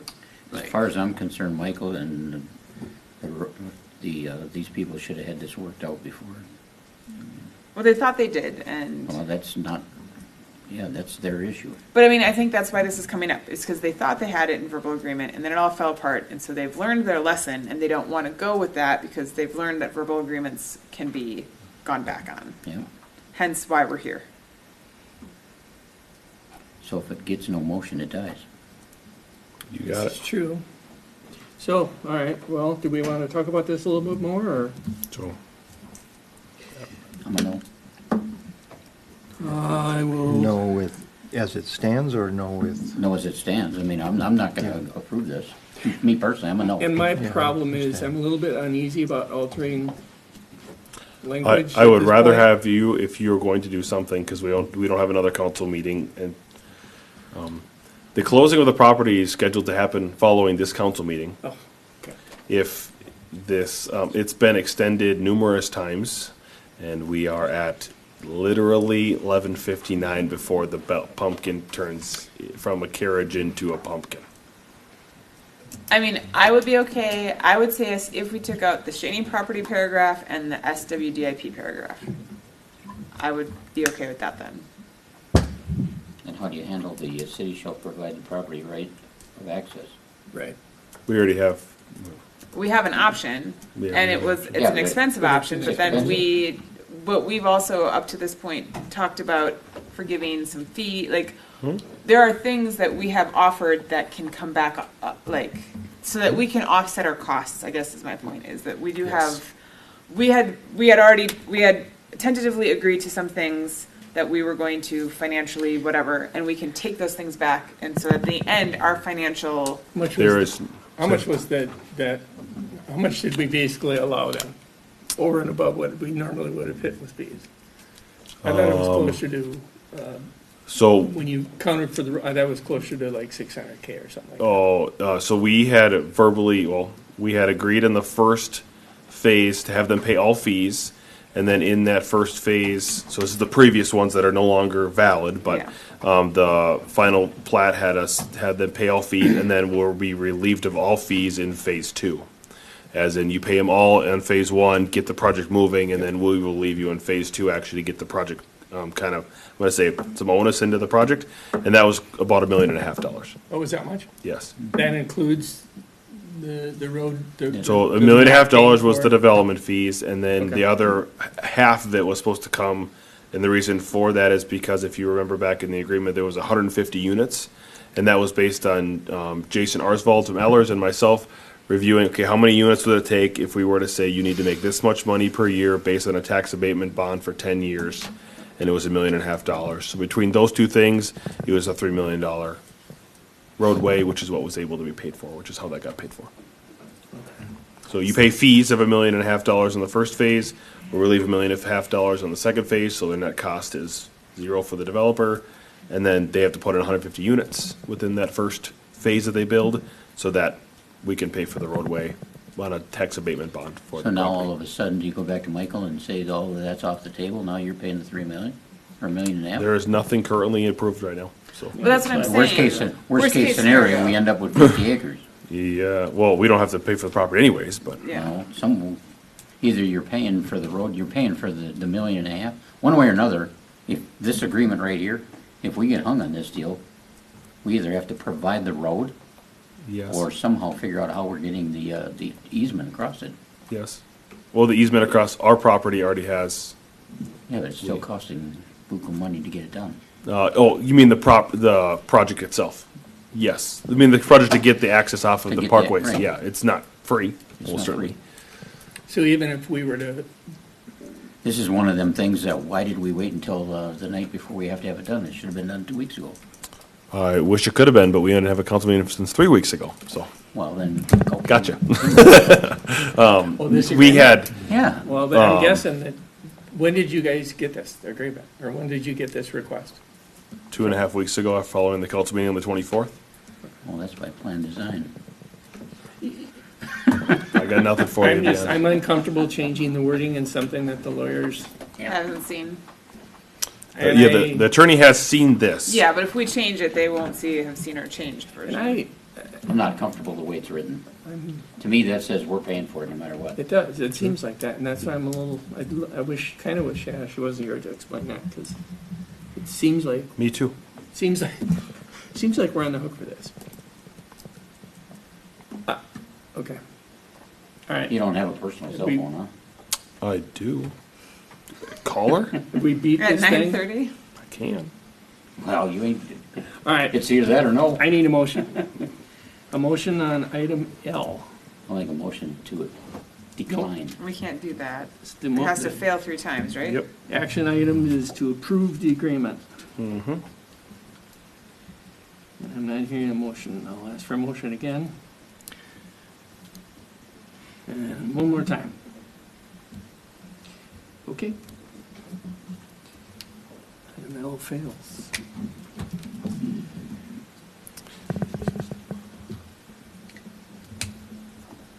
Well, from stem to stern, this whole thing's been kind of an unpleasant mess.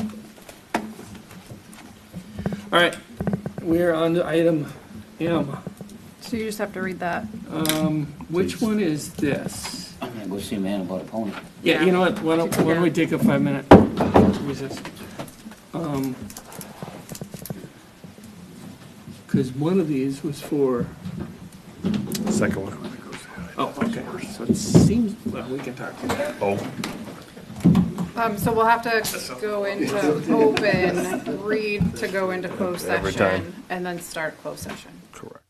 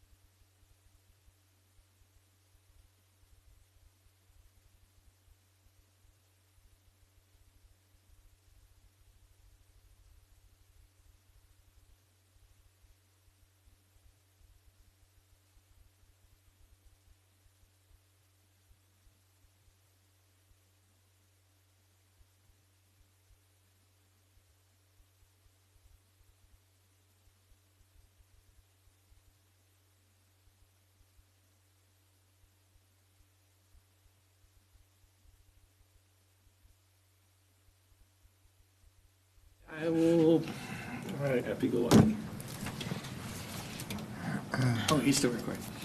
Okay, Is this stuff here? we'll come back on recess. Pursuant to Minnesota Statute 13D05, subdivision 3C3, a closed session shall be conducted to develop or consider offers or counteroffers for the purchase or sale of real or personal property, PID 32-120-22-23-0004. That's a motion. We need a second. Second? Yeah. Sarah. All those in favor say aye. Aye. Aye. All those opposed say no. 4-0, we are in closed session.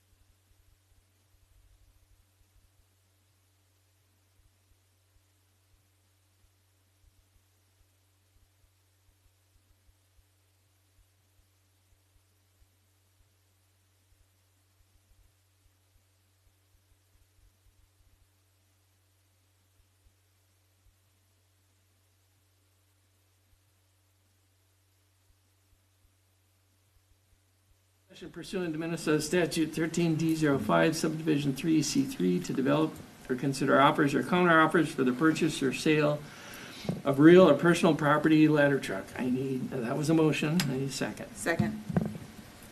All those in favor say aye. Aye. Aye. All those opposed say no. We are in closed session.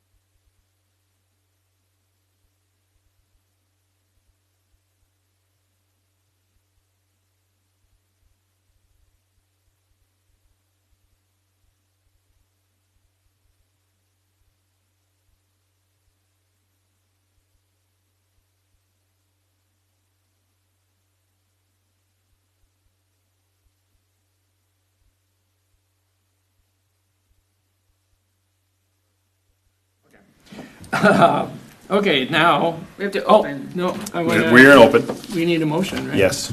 So I need a motion. I make a motion that our all-in price is up to $550,000 for the purchase of a ladder truck.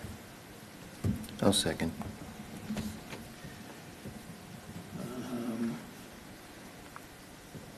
Okay. And, all right, all those in favor say aye. Aye. All those opposed say no. There's no groan. That's a groan. All right. We're successful. Okay, now, pursuant to MN Statute 13D05 subdivision 3C3, a closed session shall be conducted to develop or consider offers or counteroffers for the purchase or sale of real or personal property, PID 31-120-22-33-0009. So moved, that was a so moved, second. All those in favor say aye. Aye. Aye. All those opposed say no. We are in closed session.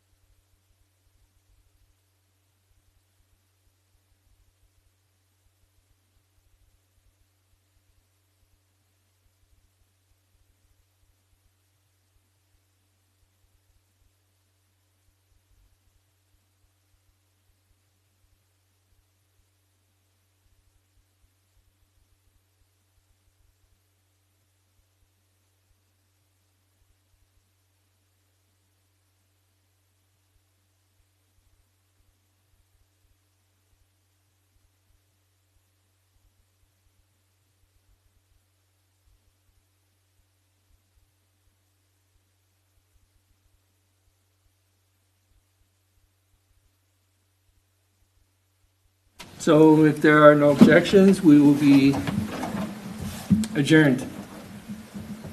We're adjourned. Thank you, everyone.